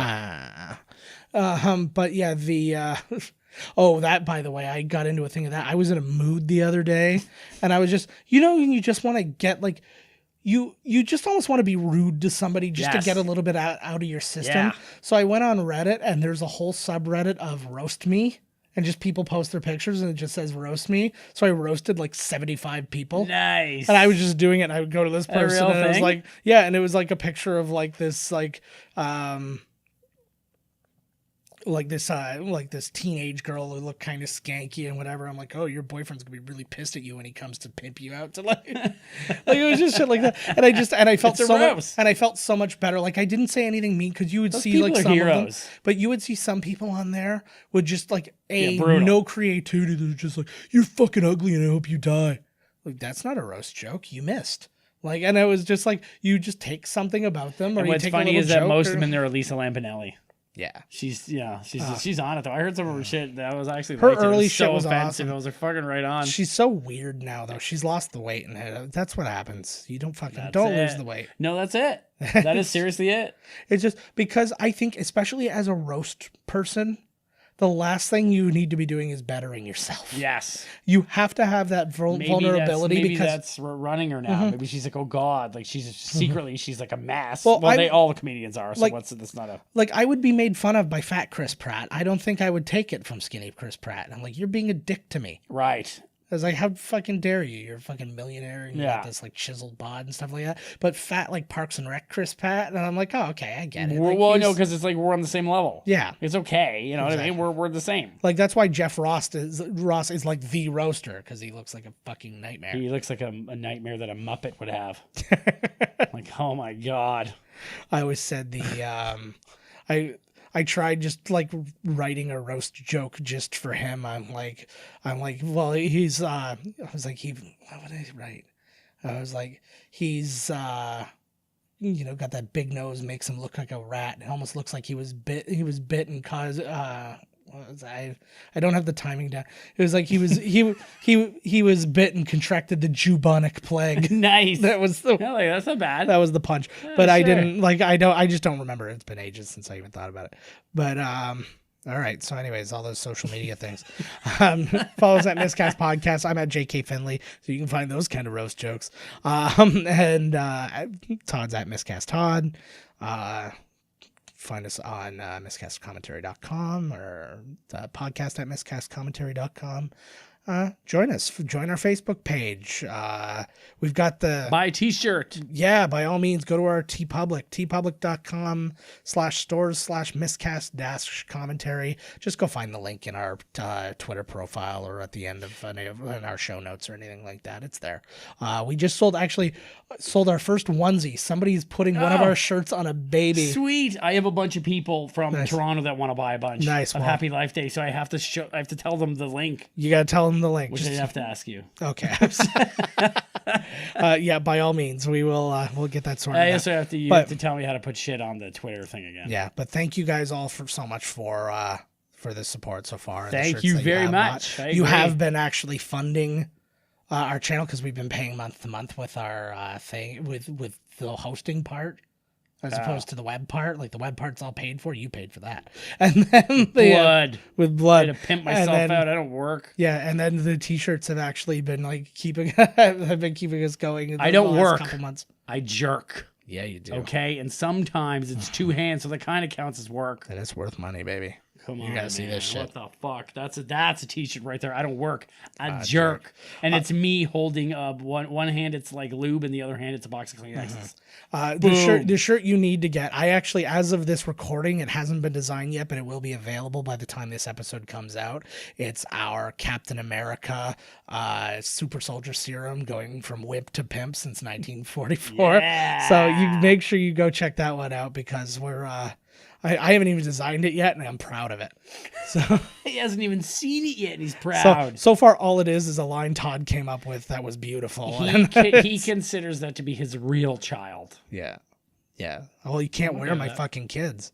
Well, you can, but Well, we used to actually in those like baby Bjorns and shit like that. But I have a bad back. Baby Bjorn. I have a bad back that only lasts so long. My wife was such a trooper. She walked so far wearing one of those things. She put wreaths on her and then walked. This means nothing to you guys, but from here to the Penn Center and then around the Penn Center and back with him on her the entire time and sleeping for most of it. She didn't realize it was such a long walk. I'm like, what, are you stupid? Holy God. But Probably took a couple hours. oh yeah, it was like, I think it was like round trip. It was like 5.5 hours. So after being there and stuff like that, she actually considered like calling somebody to come pick her up at one point. But I've she's done like, no, I that. gotta power through. I drove my bike to Port Coburn and was like, oh God, what have I done? And I had to get my mother to come get me. Yeah, I used to have people who I worked with in Toronto who came from England. They were like avid cyclers, and they would Right. cycle all over England. And they were like, oh yeah, we're just gonna go down. And they were like, so my drive is about an hour and a half from here to my workplace in Toronto. And they drove from there to Niagara Falls, which is about another 20 minutes past me. And I'm like, oh, what are you doing down there? I was like, we're just going to bike. And I'm like, oh, what are you going to stay the weekend? He's like, no, we'll bike back that night. I'm like, Dear Jesus God. Christ, like, I always thought about driving my bike to Toronto too, and then I was like, fuck that. no, it's not That's worth some it. crazy fucking Brit. Oh, fuck. It would be an interesting adventure, but I'm It not would. worth my... I would never make it. Yeah, but it's just not worth my time if I'm trying to get someplace. Like yesterday, for example, I went and bought a cow. That's no joke. That's for real. I bought a quarter cow. I got all the beef. We got it directly from the farm. It's in my freezer. In my freezer. And the I had to drive. It was about 2 hours 45 minutes each way, and it was just me by myself. But at the same time, I said to Carrie, because I went and got it because we didn't have the van. The van's being worked on. And so we couldn't fit everybody in the car and then bring all the beef back. So I just went up by myself. But I was like, I kind It's of not made even me... wrapped, it's like dripping blood still. It's all in the back seat of the car, flies all over it. That happened the last time I Reeking. bought beef. But Ew. I bought beef from another farm, and it was like, they totally ripped me off. But Fucking farmers, man. Scam it's artists. neither here nor there. But the You don't but wanna piss off the my big farmers. I know, but my big regret was like I made that drive, and while it was boring at some points and that, I was like, I regret not, as a young man, just having like that soul searching like road trip across country by myself, you know. I did. I was like just driving there, and I'm like, I could totally see You myself. could do that right there. It's like the same fucking thing. Nah, but You're it alone, you're in a car. It wasn't long There's enough. smelly beef. It wasn't long No. enough. I'm enough smelly beef by That's myself. not. How much time do you need to properly reflect? Me? Oh my god! Yeah, I gotta fucking dig deep. So it's gonna be like realistically, Get through the walls. since I can't drive to the moon, there's no place I can I could Wow. go. There's no place like home, huh? Yeah, I'm gonna have to get that ice bridge to Russia going, and I'll just keep driving. What about Rainbow Bridge? Right to my anus. That would be very prescient to the films that we've been doing. I know, lately. right? See what I Almost did there? too much so. I agree. All right, guys. Get yourself ready. We got to make Ultron because we got to make the world safe. Get to Astronauts. That's as far as I got in that movie, so we're going to find out how it turned out. Sweet. So we'll see you guys next week. Catch us then. Later. Love you. This has been Miscast Commentary with your hosts, Joe Finley and Todd Murray. Executive producer, Joe Finley. Be sure to like, comment, and subscribe to the podcast wherever you listen. Visit www.miscastcommentary.com for all news related to the podcast. Miscast Commentary is a Miscast media production. What about the tape cases themselves? These plastic fucking snappers. They're made of fucking rice paper. Oh yeah, absolutely. It's like what now? I got like 800 of these things lying around. I had like a whole garage just to hold them. And you know how small the lyrics to Boys to Men's Motown Philly show up on liner notes of a cassette?